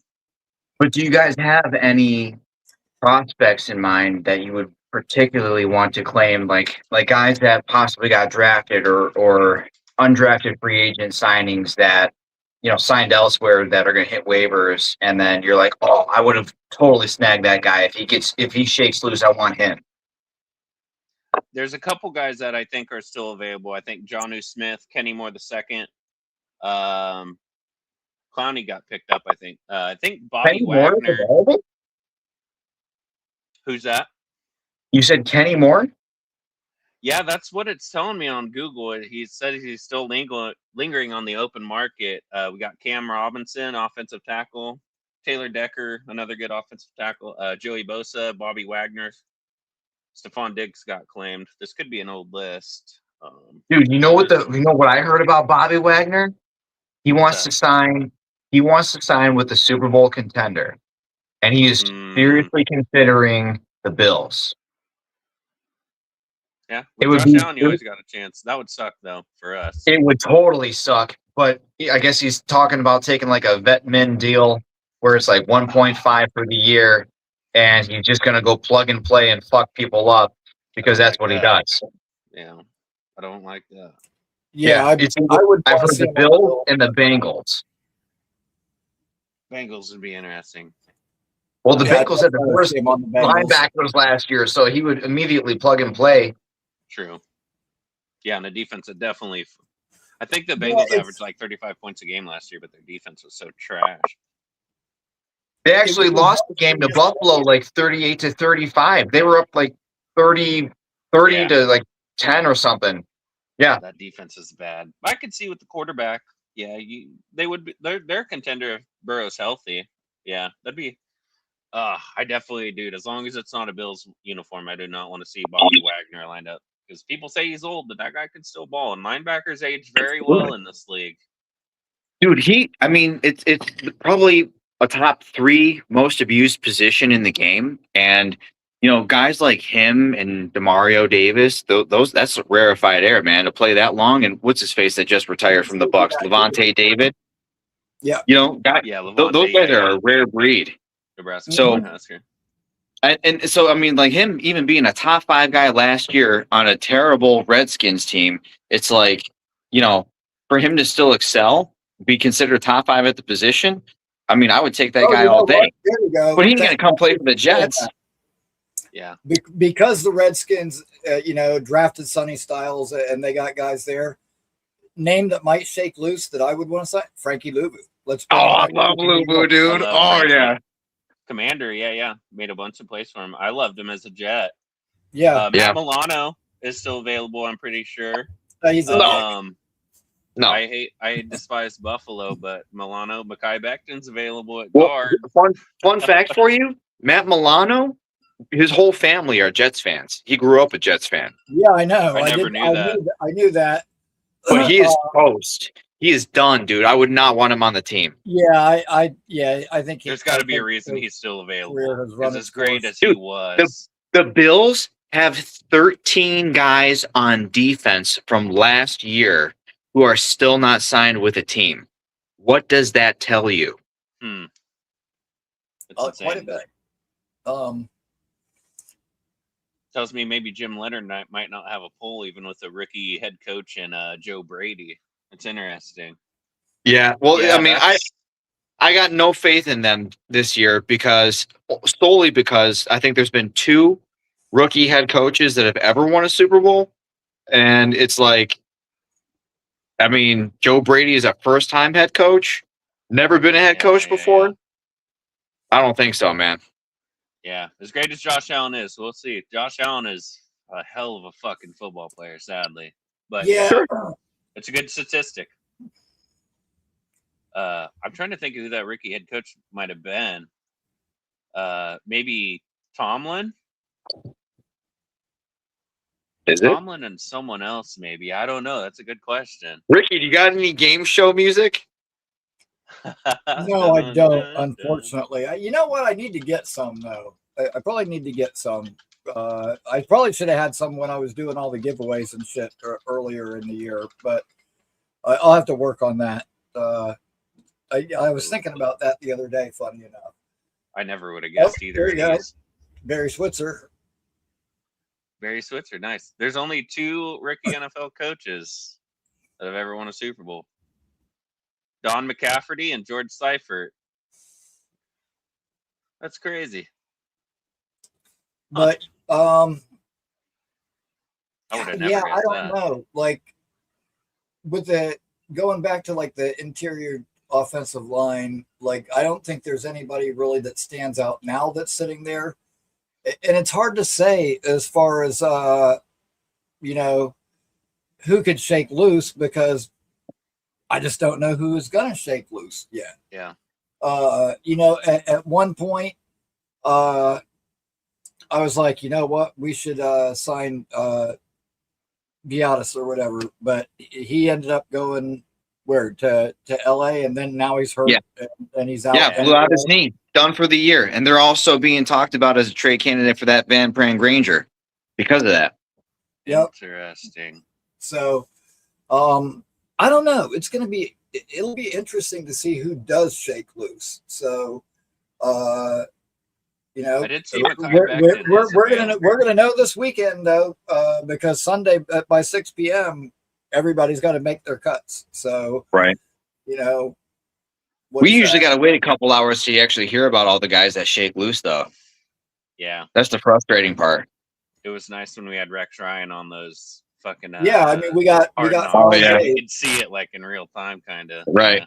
Right. Yeah, 5 days from now we'll know the answer. And you know what? Like, I keep wanting to say Roto World because it used to be Roto World. Now, if you look at it, it's just NBC Sports Player News. But I don't want to say in real time because it's not that It's fast, close. but it's pretty quick. Like usually the player news comes out pretty fast on that. Yeah. And Ian Rappaport and Shefty will be on that. I used shit. to look at that shit like I'd wake up in the morning and look at that thing first thing, see Like it's Christmas. who's cut, who's Yeah, man. signed, Who do we got? what the news is like. That's what my wife would call football porn. Like she'd be like, 'cause Yeah. I look at it so much. She'd come in, she'd be like, "What are you doing? Football porn?" I'd be like, "Yep." Oh yeah. Yeah, what's the latest Jets news? Like I'm Yeah, okay for all NFL news, my- but My wife does that to me, and I'm like this. I'm like, hell yeah, dude. Fucking awesome. Well, that's what's so Oh. cool about having X and shit now, because like if you Right. follow the right people, you're gonna be like the first to that news, or yeah, depending yeah. on what time you wake up. So it's fucking we're so spoiled in the modern era. And one of Rickie's favorite points, he called in the Jake Asman show one day, and he's like, "Dude, we haven't," and it's something I never actually honestly thought about. He's like, "We haven't seen like the Jets have a winning season while being able to call in to like a YouTube show and like actually be excited about it. We haven't won more than 7 games in a decade. So even if you're telling me a 9-8 with a chance at a wild card push, sign me up for that, because we've had 15 straight seasons without the playoffs. I think the Bills have an NFL record for 17. I'm not trying 17. to tie that or break it. Yeah. Fuck that. Let's win some Yeah. games. Let's be competitive. Yeah, man. well, I mean, we in the YouTube era of Jets football, we have not seen a postseason game. Nobody was doing Jets content like this in 09 and 010 when we were actually in the postseason. Sadly, that would have been fun. Since we've had Jets content like this on YouTube, we haven't had a playoff game to celebrate. And we're still here. We're still calling into all our favorite Jet shows, Fuck even yeah, though we we suck are. and everyone's shitting on us. Like, fuck you But guys. We it's know coming. we got the best fan base. It's in fucking sports. coming. It's I think coming. so too. It's not that far away. Preach that good gospel. Yeah, I think. Yeah, Go ahead. Sorry, It- brother. I was gonna say, just by law of statistics, it's inevitable. Like it's like fucking Thanos. It's coming. It's like Yep. Let's get lucky. it's gonna happen. So Yeah, I mean, but it's an addiction. Is the problem? Is that it's hard to walk away from. It's like it means so much to you because it's like you share it with other people, and that's what I love about it is the culture as far as how it brings people together. And the weird thing is like everyone fans their own way, and that's fine, But it's like you also got to understand. I think a lot of it from the fandom perspective is like you got to understand what kind of fan you are and just embrace it. And then also understand that about others so that it leads to less conflict. Because a lot of people do a lot of stupid bullshit when it's so out of your control that you just have to go with the flow. Like, I mean, there's nothing you could do about it. You literally have like zero pull. Just invest, but just understand how much to be invested, Yeah, invest and it's like, responsibly. Exactly. Yeah. Everything in life is investment. As far as how you expend your energy, it's all an investment, man. So, Yeah. I mean, with me, like I'm looking at the Jets, right now, and I think a big weakness for me, at least, is still the corner position, man. Because I mean, Same. Brandon Stevens last year, he had moments. I thought he was like a top 20 corner in man coverage, like press man. I thought he was like first 8 weeks. He was like the third ranked. That's what I'm saying. In the NFL, I think. Yeah. And he just fucking could not play zone. He just got lost. So, I mean, I don't have a lot of hope for him. He's like a 2 at best. And honestly, I thought they were bringing him to be like a dime or nickel type, guy, and then or even a safety, and they put him out at perimeter corner. I'm like, that's desperate. I think AZ is our best press guy. As good as he was at times, he also gave up the most passing touchdowns in the entire fucking league last year. So it's like not invoking a ton of faith.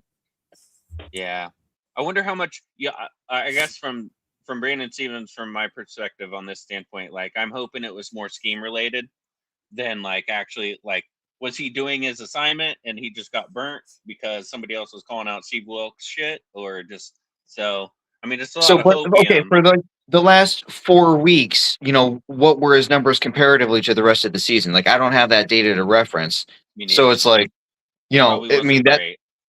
but that's what I'm saying. So it's like, yeah, you want to throw the argument out there, but it's like, why would you say that if you can't back up the facts? Yeah, it's tough. So Yep. last year, the Jets became the first team in NFL history to lose 5 straight games by 23 or more points, and those were the last 5 games of the regular season. Wow. The Jets became also the first team in NFL history to go 6 games without eclipsing 100 passing yards. So I got to put a lot of those defensive struggles on Justin Fields and the offense just holding on to the goddamn football too long, man. Was the defense bad? Yeah, sure. But you're down 20 points and it's 10 minutes left in the third quarter. What the fuck do you want your defense to do, man? So I'm hoping even as look at this comment. That's it, dude. That's very fucking on point, man. Yeah. It's very true. It's very well AD said. knows what's Thank up. you. I'm hopeful, but I gotta see it. I'm not sold on Brandon Stevens either. Yeah. Especially if you're supposed to be our fucking CB2 or 1. Midway through the year, Azaria is going to be cornerback number 1. Pons is going to be number 2, and Brownlee's going to be our slot if they're all healthy, and that's all there is to it. I like Wow. that. I think there's potential in the corner room, but it's definitely a concern for me. Not gonna lie. Potential is the word that gets coaches fired, though. You got to see it. Yeah. Potential and fucking end game results, brother. Yeah, man. Yeah, that's the difference. And see, and it's funny because like I see so many guys saying that when they are assessing talent, that they're more concerned about the process that the guy takes to do whatever criteria rather than the end result, because the end result is whatever, you know, statistically, like odds based. And I think to myself, I'm like, that in itself is its own grade. Like, are you a finisher? Because there's guys who can separate, but they can't finish. You know, there's guys who get there but can't make the tackle, right? It's like, right. Mm-hmm. So do I remember Marcus Coleman? You mean the Marcus Coleman that had that interception in the Monday Night Miracle and fumbled it away, and then on the very fucking next play intercepted it again? Fuck yeah, I remember fucking Marcus Coleman. Aaron Glenn's running buddy, the fucking Robin to Aaron Glenn's Batman. Fuck yeah, I remember Marcus Coleman. Absolutely. Oh yeah. Finishers, man. That's who gets paid. Yeah, but I mean, for quarterbacks, man, like I'm concerned because I feel like the Jets are going to be, you know, just good enough to say, all right, well, thank God we're not as fucking terrible as we were last year, but we still need to be better. Yeah. Well, here's the thing. So I looked up the teams that finished like 7-10 last year, and it was like 3 teams, I think, something like that. And they all picked like 10 through 12. So if the Jets finish with 7 wins, they're probably picking no higher than 10 and as low as maybe 13. That's good. So, I mean, what is that good? Because not good. A good metric to hypothesize about. Yeah. Oh, so realistically, I mean, right. So yeah. Yes, I'm picking up your point. Yeah. So what I'm saying though is, you know, everyone's like hyping up this quarterback class. I'm not particularly enthused about it. You know, the comparisons that I'm drawing for these guys right now are no like ridiculous high echelon. Like I look at Arch Manning, and yeah, he should probably be the first guy off the board as of right now. But I my comparisons for him, I mean, people can fucking kick shit at me for this, but I really don't care. I'm pretty good at this. You know, I see a lot of like Tennessee version Ryan Tannehill. I see Daniel Jones. I see Carson Wentz. Tell me a good name that you just heard. Yeah, right? None. I'm a pretty big draft nerd. Because last year was. Again, I'm not ready to crown him either. I don't think he's what a lot of people make him out to be. I agree. I mean, just because we got Manning on the back of his jersey doesn't mean anything, dude. No. In the last 2 years, they hyped up the quarterback classes every single fucking time, and how many people have we see pan out?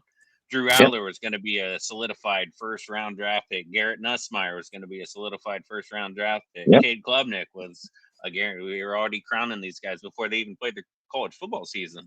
let alone entering the draft. So I try to tune out all that quarterback noise. Just to base it, at least let them watch the season, see how I judge it. I was high on Jackson Dart. I don't like his play style, but I did want to draft him last year. And I am high on Mensa, but I got to see it. He's got a national championship caliber team around it. That's what makes it tough. Yo, AD is so funny. AD is the man. Dude, he's fucking awesome, man. I'm not high on Arch at all. Yeah, I'm not as high on Arch as some people are. It's a last name thing. Yeah, I agree. It is. But then, I mean, you continue to move down the list at that point, and then probably the next name most people talk about right now is Dante Moore. Yep. Right. And I'm thinking to myself, like, Oregon is a good program as far as churning out quarterbacks. They put out Mariota. Oh, which I think Mariota was the other guy. Boom. As far as who I referenced for Manning. And Justin Herbert and Bo Nix, a bunch of names. And, Dante Moore is definitely going to be that next guy. But, I mean, I don't see his ceiling being better than like a Jordan Love, honestly. I don't think so. I think Mensa's going to fucking leapfrog more before the draft gets here next year. I wouldn't be surprised, but I mean, you bring up Mensa, and I think that they're basically clones, man. I mean, they're not very different from each other. I mean, size-wise and play style. I mean, they're both very good quarterbacks, but they're not. When you then project it to the pros, you got to think automatically you're going to take a big step down out the gate, and then how much of that step that you lost are you going to make up, if not possibly eclipse, within 3 to 5 years? And for these guys, I'm like, the comparisons I draw for them are Teddy Bridgewater, a CJ Stroud, or very best is like Jordan Love. And I'm like, I don't know if I really love the idea of taking that guy, because those guys get fucking knocked around, and next thing you know, they end up being a quarterback who bounces around the league for 10 years as a backup because they get overpaid just because the team is desperate to have a guy, and then 2 or 3 years after that deal is paid, they still got $30 million of guaranteed money they're getting paid to fucking play on some other team at that point. Yeah. I don't want to go through that saga. I'd rather just not take those guys. Well, but then the thing is, and I think the thing about Moore not wanting to come to New York was a little bit overhyped, because before that decision was ever made, I heard people that, if you want to call them like college insiders or whatever, were saying like he wants to go back to school to win a fucking natty. Like he's not going to declare. Oh yeah. Fucking, whole the whispers of that were out there even before. And you know what? Our roster is vastly different this year than it was a year ago. With the weapons we have now and the offensive line the way it looks now, and being able to solidify that even further next year with that draft. And look, next year's draft rolls around and say the Colts have got a top 5 pick. They're picking 3 or 4 or whatever. Yeah. The Packers pick ends up being 8 or 9, and our own pick ends up being 12. Or you can flip-flop those if you want to. We can solidify those spots. In a perfect world, what would I like? I'd like to fucking draft fucking Leonard Moore with that fucking first pick. Swap up fucking Mensa, and then turn around, and if we've got a high enough fucking pick and he's still there, fucking grab Tay Johnson, and have a badass fucking free safety to fucking plug in, and we're set. Then you get to your second fucking round. If we decide to go the fucking center route, you could get fucking Braden Moore, Yapani Lalulu, or you know what? I know you hate Clemson, but say fucking Sammy Brown has a fucking badass fucking year, then all of a sudden we got a replacement for Demario Davis for long term. Or if we decide to let Sherwood walk. There's a kid in Georgia who's coming out. I forget what his name is, but he looks pretty fucking good. You got to check out Georgia linebackers this year. Georgia has spit out the most pro linebackers this time, I think. But yeah, dude, the most successful ones anyway. The few holes that we have with the draft picks we have next year, we can fucking wipe out all of that. So I mean, that's all theory, but I am very much a realist when it comes to this stuff. So, like, when I say I think the Jets are going to be about a 7-win team, if they're healthy and the bounces go their way, kind of deal. I feel like realistically, you're gonna peg them to pick about 10-11, and I don't see the Packers being anything worse than maybe pick 16, because they're always going to be a tough play. They're always good enough to be in the mix for like a wild card team. They're never usually going to win the division. And then the Colts, I mean, everyone craps on them, man, but I don't think they're going to be bad this year. I think they're probably going to be comparable to the Jets. They were the number one team before Daniel Jones got hurt. They were the best team in the NFL. Exactly. Chris Cole's the Georgia linebacker. And then you got Malik Brown from Texas, too. Also good. So there's options, yeah. But what I'm saying, though, is the Jets are probably going to be picking around 10-11. I think the Colts are probably going to be picking in a very similar position. And then no, they're going to be a lot worse than us, I think. And I think you're overrating the fucking Packers. Look, fucking Romeo Dobbs isn't there anymore. Fucking Marcus Golden, or Matthew Golden, rather, hasn't proven that he can even stay healthy for a fucking season. You don't got Quay Walker at linebacker anymore. There's going to be no Micah Parsons to start the year. When they didn't have him last year, they lost 4 or 5 to end the season. Fucking, you got no Rashawn Gary up front, who was a fucking really good defensive lineman for him, too. They lost a lot, and they didn't add jack shit. So LaFleur's a good coach. I think he's made the playoffs 7 of the last 9 years. That's what I'm saying. We get the best of the Packers Cowboys, so we don't really need to care too much about how well Green Bay does as long as Dallas sucks, because we get the best pick of both those Dallas teams. Is not going to suck, man. They got too much talent to not suck. Yeah, I think they drafted be better than Green Bay. But they did give up the most points in NFL history last year. We gave up the second most. Yeah, they got 580 something. It was bad. I don't think they're going to be that bad, but yeah, either we're hate watching Packers, Colts, and Cowboys regardless. How much I do know, brothers. So my theory is that they're basically going to be picking like 3 picks between 10 and like 15, and they're going to have to trade those picks up in order to go get a quarterback, and a lot of those teams don't like to move down. It's going to have to be like when the Bills went and just got Josh Allen, and they had 2 picks, I think, going into that draft. They traded away their left tackle, Cordy Glenn, for a first-round pick with the Bengals, and then they were picking like 21 and 12, and then they traded up from 12 to 7 with Tampa, and Tampa got Vita Vea that year.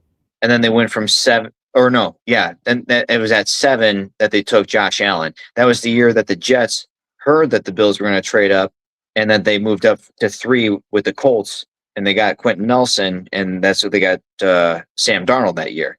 So, so I mean, they're going to have to do some maneuvering like that again in order to go get their guy, which it's like, how many guys are there really going to be? Like, to me, if I were going to gamble on anybody, it would be Drew Mestermaker. That kid is ridiculous. I like Drew. And didn't even start on his high school team, brother. Crazy. He's like a 4th string on his high school team, and then the coach at North Texas, currently at Oklahoma State now, is like, yeah, and then they brought him over. I like Mestermaker a lot. And that's why, because you look at all these past drafts, man, how many times did the number 1 quarterback that gets selected amount to anything? Baker Mayfield has 1 playoff win. Like, that's not too shabby. Alex Smith kind of busted. Caleb Williams could be that. Bryce Young's uncertain yet. I like Bryce Young. I'm just not sold on his frame. But, I mean, like, you don't have to have the number 1 pick in the draft. And we got 3 first. I just don't want to squander them. I don't want to say the Jets are picking like 10, 16, and like 18 or something. I don't want to burn one of those to move up from 10 to 6 just to take a gamble on a guy when – as much as I was talking about earlier, how everybody hypes up these quarterback draft classes coming out of college, like, oh, it's going to be the best. It's going to be the best. It's like, we hear that every single year. The only person I give a fuck about is Rickie and Dom C. So, like, we're sitting there and we got 3 first. Hey, like, say we are at 10. Say we go 7 and 10. Definitely hope we win more than that. But you're going to have a Mayava, a Nico Iamaiava at UCLA, or like there's going to be a solid guy that you can look to, or Brandon Sorsby, even though I don't want him. But I mean, like, there's going to be 7 to 8 guys that could be serviceable, and like I don't think you're going to have to trade up with our 3 first. Thank God Muji put us in this position, but yeah, it's going to be interesting to see where the shoe falls for certain. But Can I just say that I am not a Mayava fan, and it's going to sound terrible for me to say this, and please don't hate me for this, but I don't want Mayava because he kind of reminds me of Testaverde. Yeah, he's a little bit turnover prone. Yeah. And if you have such a great offensive coordinator, I know he's a head coach, Lincoln Riley, but if you got that great of an offensive mind and you still struggle, especially because USC is kind of wide receiver U up there with LSU and Ohio State. Like, they just spit out Jacoby Lane and Malachi Lemon. So, like, I don't know. It's going to be interesting if he kind of fails in that system because USC is make or break this year. Everybody's high on them, but their defense has just been so bad. But yeah. I don't want Mayava either. I'm just trying to think of like quarterbacks that are going to be coming in the next year's draft. I just don't want to burn 2 of our first or a first at all to trade up and gamble on a guy when this quarterback class is going to be as good as it is. But I think that if you're draft eligible after this next season, I think you got to look at the Jets at a pretty good landing point with our offensive weapons and where our offensive line's at. Right. Talk about USC. They got a transfer defensive lineman from Oregon, Bear Alexander. You know the name? Bear. I heard Bear. Yeah, defensive He was tackle, number 1 right? coming out of high school, I think. 3-tech. Yeah, I fucking love that kid. Watch out for him. Yeah, Bear's going to be a dog. Right on. This is going to be a pretty good 3-techs anymore. defensive tackle class, I think, coming up. Okay, guys. Now this time I really am going to start winding it down. We've been going about 2.5 hours, and I got a couple of things to do here around the house. Oh wait, hold on. Eddie, what up, fellas? What up, man? How you guys doing? Chilling. Can you guys hear me? Signal's okay? Yep. All right, yeah, cool. you sound good, brother. I might drop them up here in the mountains, but just listen. You guys are killing it, man. Good combo. Thanks, Eddie. Awesome, man. Appreciate it. Yeah, I had to. I'm gonna try and pull this up. I got the list in front of me. I don't know if I'll be able to do this on my phone. Hold on a second. Let me see if I can track back. Are you guys? Am I still on camera there? Yeah. Yeah.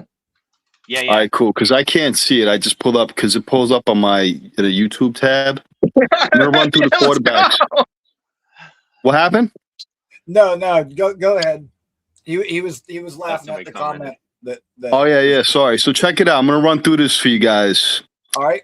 Okay. So they got number 1, Dante Moore.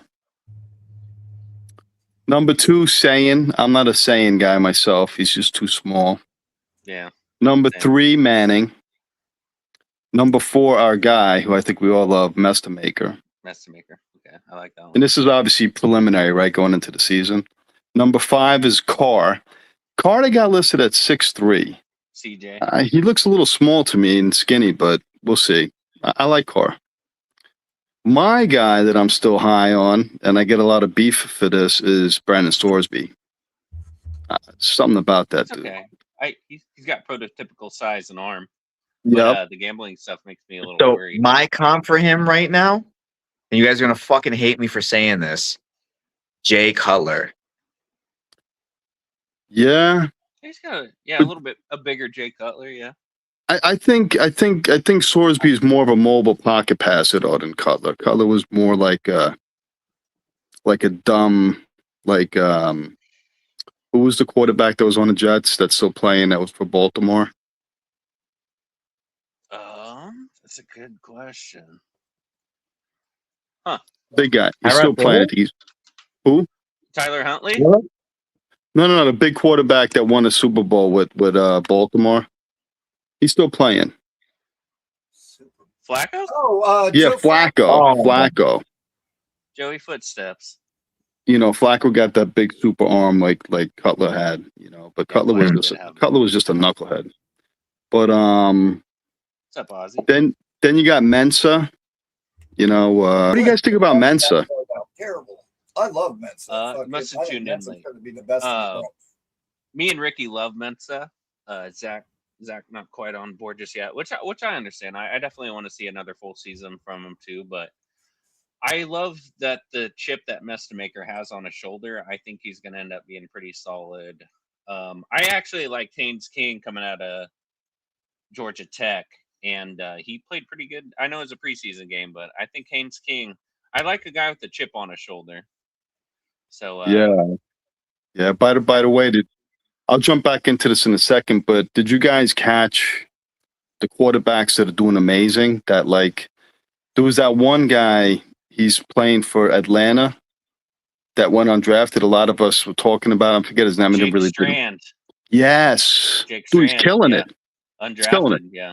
It's hard to judge a preseason game, but yeah, he pulled out in that Fagnano for the Fagnano's killing it. Yeah. Oh, from UConn, Connecticut. I think. Yep. UConn, yeah, he's doing good, bro. And then the third, there was a third Brandon one. Whedon. Brandon Whedon. Remember Brandon Whedon? Wow. 28 years old, bro. I'll be right back. Yeah, Brandon Whedon, man, damn. He stuck around for a little bit. Browns took him first, didn't they? He was like 28. I think you're right. Yeah. The Browns. Oh my God. Thank you, Cleveland, for being Cleveland, dude. Hell yeah. Insane, bro. Then so Mensa they got at number 7. We're number 7 already, right? And these are then you got Josh Hoover for Indiana. Indiana TCU transfer. Yeah. Yeah. Now he's gonna play great and get overhyped. Yeah. But to me, he's a little he's 6'2", so I don't know if I'd want that, I'd see for me, I can take a quarterback no less than 6'2", but upwards of 6'6", and you want him ideally to be over 220. You need that big boy weight in order to take the shots and be willing to step up in the pocket. And that's why I don't like guys like Darian Mensa and Dante Moore, because those guys are going to get fucking Matt Milano what's his face Mike White did, and just fold it in half like a lawn chair. So it's like, oh, I know. I still feel that today, man. And oh my God, and it's yep. I know it was terrible to watch. I see it on YouTube all the time, and I'm like, oh God, it's like a car accident. So I think I want to myself, a big quarterback too, man. I'm with you. Yes. I that's why I like the guy we got. I love Club, but he seems a little small. You know what I'm saying? He's just I don't know. We'll see what happens. I mean, don't get me wrong. He gives off the Chad Pennington vibes, but so does CJ Carr in the first round next year. And it's I don't even think that kid's going to declare. To be totally honest, I think the next year's draft class is going to be the one to really want, because they're going to get Dylan Raiola, that kid, and there's a kid from California too, right? Isn't it one from Cal? Oh, yeah. Whatever his last name is, that Sega Piloa or whatever. I can't even pronounce his name. Yep. That kid. Yep. So then at number 9, we got Nico Amalava. He's a big boy. He could surprise this year. 6'6", 215. I think UCLA got a new coach, right, Rickie? Yeah. He played for him last year. They upset Penn State as 26-point dogs. Mm-hmm. Jerry Neuheisel was coaching that game. He does remind me a lot of Colin Kaepernick. Nico was a number 1. He does got a Colin Kaepernick thing, doesn't he? Yeah, you're right about that. He does. He very much so. Yeah. I think he could be good, though. He can be, yeah. Then we got at number 10, DJ Lagway. Ain't no way I would want Lagway. Ain't no way, dude. Let's go down. Years. Dude, then at 11, we got Mayava. Okay. I still wouldn't want him. I mean, I wouldn't. I don't trust him. No way. Yep. No way. 6'4". He throws hospital balls to luxury wide receivers, like limo driving motherfucking wide receivers. Okay, like a fucking you're the teenager who just got handed the keys to a Mercedes. Don't go fuck it up, and you do. He's that guy. I wouldn't want him. Yep. And then 13, Raiola, which, like we're saying, might go. He's not going to come out this year because he's going to replace Moore. Yeah. Then we got Levitt. Then we got Sellers. Then it keeps going down. Blah blah blah blah blah. But man, there's a lot of quarterbacks, bro. The one guy no one's talking about right now. Trinidad? No. Fuck that guy. He's the next Snoop Humbley. Who's the USF guy? Byram Brown. Oh yeah, Byron, yeah. That sounds. Byron Brown, yeah. He might be the next Dak. And that's where Heartline's at? Yep. Yeah. Huh. Okay. USF might. Well, no. He transferred from USF. He's going to Auburn. Okay. Yeah, so he's going to play in the SEC. Oh shit! I think I'm doubling up here. You're Oh, okay. you're good, brother. You're back. Okay. Yeah, I got rid of the one of you that wasn't moving. Yeah. I went on that website and the shit was hitting me with ads. I'm actually going to kick out and I'm going to come back in because I'm echoing over here. I'll be right back. Okay. All right. All right. But yeah, I don't know. Like, God, the Mets of disrespect. Oh, tough to take. But I think he's going to prove a lot of people wrong. So I'm still high on my guy. I don't disagree, man. I think he's going to have a really good year, right? Everyone's going to say he's arguably a top 3, if not a top 5 quarterback in the class. And he'll probably end up being a first-round guy, just similar to Dante Moore.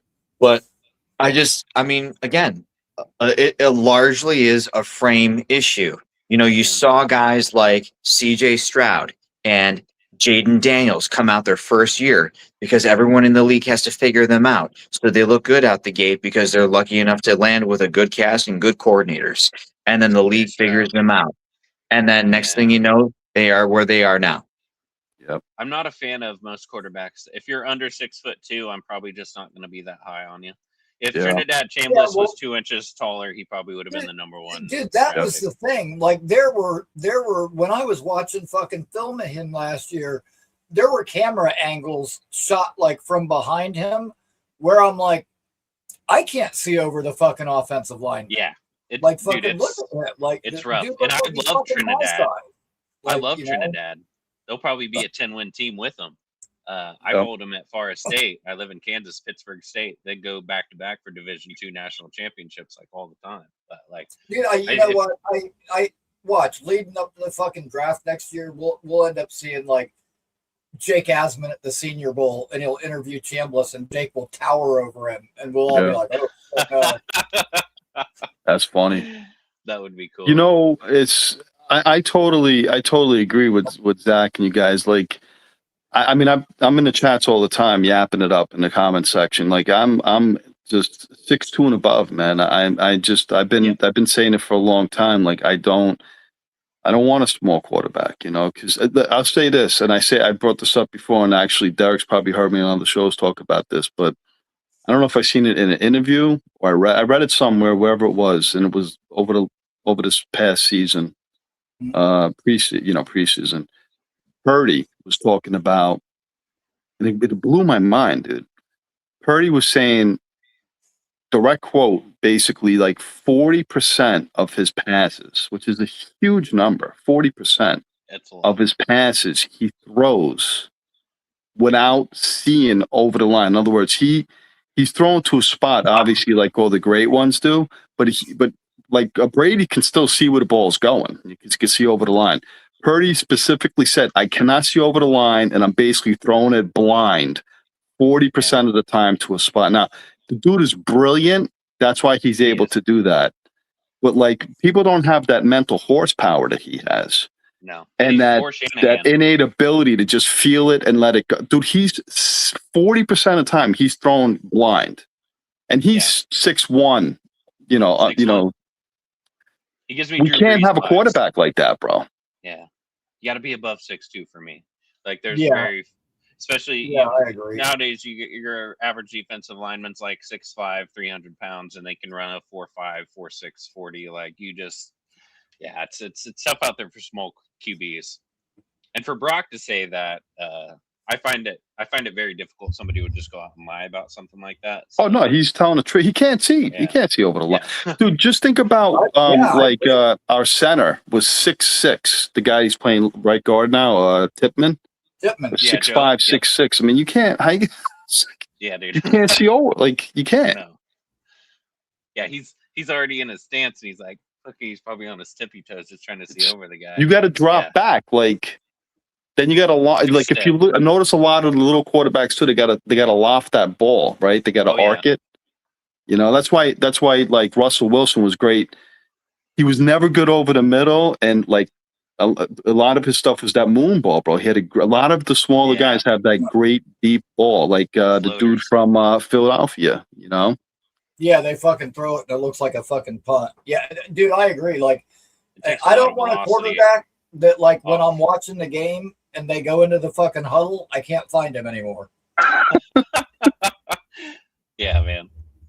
I saw a recent interview where Kyler Murray admitted that he can't see over the line. He is thrown blind pretty much like 80+% of the time. I believe it. There you go. Yeah. Yeah. There you go. And he's different. You know, he's just so athletic and mousy that he can, you know, scatter between legs and stuff like that. Most guys can't do that. But even that, like, I remember Zach Wilson talking about, I don't know if it was Zach Wilson or it might have been Mike LaFleur. It was somebody on that first year with Zach talking about waiting to throw waiting for gaps to open up to throw into lanes. Yeah. Yeah. Yeah, if you're that short, man, I think that's all you can rely on. And you just got to hope that your timing in practice with your number 1 and 2 receiver is just good enough to where you can just rely off that muscle memory, kind of. So, yeah, it's tough. I don't like talking about, like, quarterbacks this early, but it's just, I think even the most realistic of Jets fans could see this just being a 1-year thing for Geno. But I'm definitely pulling for him, and I think that his accuracy is definitely underrated. And he's just 1 year removed for throwing for over 4,200 yards. And the Jets have only had one quarterback in the team's history throw for over 4,000 yards, and that was the great Joe Willie in 1969. Yep. For now, that could change this year, but you know what? And I agree with Eli. I think it's going to end up being a 2-year thing for Geno. I think we could end up bringing him back next year. I hope so, because that means he plays well. Well, not only that, but the fact that, like, when they were talking to Garrett and he was like, dude, the way he was able to explain the offense and the way he was, like, helping teach us the offense, I thought he played in Reich's system before. I didn't realize that he was learning it too. That ability to, like, convey that knowledge to the younger players, dude, that's crucial. Dude, that could make him a really good bridge where he could be a mentor to a young guy. And I say that all the time. Like, when people were going, oh, you know, we need Kirk Cousins and shit. Dude, Kirk Cousins would not be a good mentor to a young guy. He's not going to want to teach some young kid shit that's going to take his fucking job. He's going to want to be the man. Period. Like, just because you've been in the NFL a long time does not mean you're a good mentor. I agree. Those two things are not, you know. Yeah, we know Big Ben didn't want to do that. I'd be okay with Geno for a second year, because I think Geno would be okay with, so the Jets, he knows we got 3 firsts next year. He knows that this season's all on him and Frank Reich and, you know, just the offense as a whole. But I think Geno would be that guy to be like, okay, Geno, we're going to take a guy. We're going to let you compete. I think Geno would be okay coming back for 1 more year. And if Geno don't earn the starting job, I think he would be a good bridge to, you know, coach up the young rookie quarterback if we do want to go that route. So I'd be all aboard on that train, Eli. Hell yeah. Yeah, Kirk Cousins is a trip to me because he's like Jesus freak who's like got a huge egomania. Like he's an egoic, like insane, like, you know what I'm saying? Like he'd have no humility to teach. You know what I'm saying? Yet he's into the I'm you know, God first and all this stuff. Yet, you know, he has no idea about like humility and humbleness. And in my opinion, that's just the vibe that I get from Cousins. You know, it's like, well, I know that he's like the God first guy and everything, but did anybody? And I'm not banging him for that. I'm just saying, like, you know, I'm just wondering if anybody told him that he's not God. Yeah, that's the point. You like that? Yeah, because there was heavy talks about Kirk maybe coming to the Jets, and I was like, I don't know, man. He already kind of used us once, and was it a great leverage play on his part? Whenever everybody and their dog was talking about, oh, Kirk's gonna take $100 million guaranteed to come to the Jets, all that chutzpah. He used them. He used us. Dude, I'll tell you what, you can't knock him for being a great fucking negotiator, though. That guy got paid over and he's over. A good quarterback, but like, If you want a quarterback, like, can you look at him and be like, yeah, I think that guy could win our team a Super Bowl, and it's nothing against him. I just don't see him in that light, you know. He's the best average quarterback in NFL history, bro. Yeah, man. He's what I'm saying? Reminds me of Ryan Fitzpatrick. Like, he's got that dog in him. Well, I think it's almost more like Alex Smith, right? Yeah, Alex Smith is a good comparison. Alex Smith had that run though. Man, remember when he first came out? It was just like but then he something clicked. He was a great for a number 1 pick at quarterback. He was a great player. And once he got with Andy Reid, yeah, they had that 38, whatever the Chiefs had, like that fucking 30-some point lead against Andrew Luck, and they came back. Yeah, but outside of that playoff loss, Alex Smith maybe could have led that Chiefs team to the promised land. You never know. But. Yeah. Now, did you guys see Gino's Gino at the podium today? Nobody's seen that. You guys didn't see Gino today? I need to so Gino, I wrote in the comment, it was on SNY. The Jets probably had it too. Sometimes the Jets don't have it. I haven't figured that part out yet. But anyway, and I was just listening to him, and I admit I didn't want Gino. You know what I mean? Like I just, but I was wrong about that. Just listening to him today, just the dude is humble, bro. Like he's a humble. He has humility, and he really is just, and you could tell if people are faking it, you know what I'm saying? Like this dude ain't, but he's legitimately like sincere. Like you could tell he's like really wants to be, they asked him about leadership and he said, I'm just leading by example. I'm not telling people what to do or anything. I'm just trying to be the guy and let them learn, just show up early and just lead by example. Yeah, I agree. Very impressed, bro. I don't think he started out that way. I don't think he came into the league humble, but I think he didn't. Humbled, and I think he's learned over time. And exactly, the league will humble you. He was bummed out. He was in the green room, bummed out that he wasn't a first-round draft pick.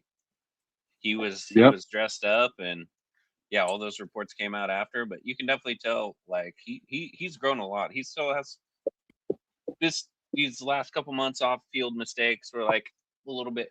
A little bit daunting, but I think whenever you get him like in a setting, I think humility is a good trait for a quarterback to have, especially when you play in this volatile of a media market, which New York media is probably the number 1 most volatile in like all sports.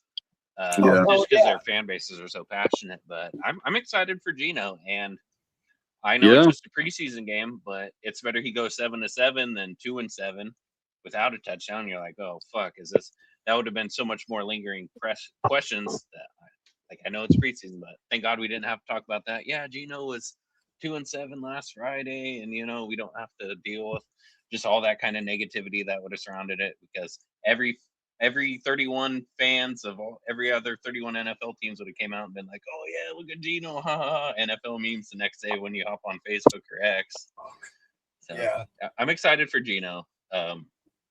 I think he's gonna do his absolute best, and he looked poised in the pocket. Oh, nice, sweet, nice. He looked very poised in the pocket and delivered, and I think his accuracy is gonna show up whenever the regular season gets going. I really do. Yeah, I do too. Yeah, I do too, and I think that we may have like accidentally stumbled into the perfect guy to be our bridge. Great bridge. Are the quarterbacks available? Cousins, Kyler. Yeah, absolutely. Oh shit, we lost Eddie. Oh, we did lose Eddie. He is in the mountains. Connection might have timed out. But at any rate, guys, I am going to start winding it down. We've been going 3 hours now, and which there's nothing wrong with that at all. Okay, he's back. Which, Eddie, I am going to start winding it down because we've been going for like 3 hours, and it's a great conversation. Yeah. However, like, oh shit, that's right. I'm not even thinking about what day it is. I gotta be up to co-host Boy Green at 7 a.m. So no worries, brother. You got 11 there, dude. Yeah, he starts early, bro. It used to be on Tuesdays, and so it was on the same day as my show. So like I was so acclimated to that, and this is only the second time doing it on a Wednesday. And so I have to somewhat try to be conscientious of that. Like sometimes when we get talking and we're having a good time and like the shows go on, I got to remember like, oh shoot, I got to be up in 6 hours or 5.5 hours or whatever and be ready for that. So no worries, brother. Yeah, great talk today. This is a great show. Oh yeah, man, dude, it's been awesome talking to all of you. Zach, it's good to see you. I hadn't seen you in a while. Pleasure. Glad to hear that the job thing has taken a turn for the better, and you're doing well. That's great to hear. Eddie, is awesome talking to you, man. Thank you very much for calling in. Thanks for having me on, guys. Rickie. But, we'll see you guys soon. You know, I'll jump off now, but and I'll see you if I'm up early. I'm on vacation, so I'm trying to sleep in, get my 8 hours. But if you see you guys soon anyway. Either way.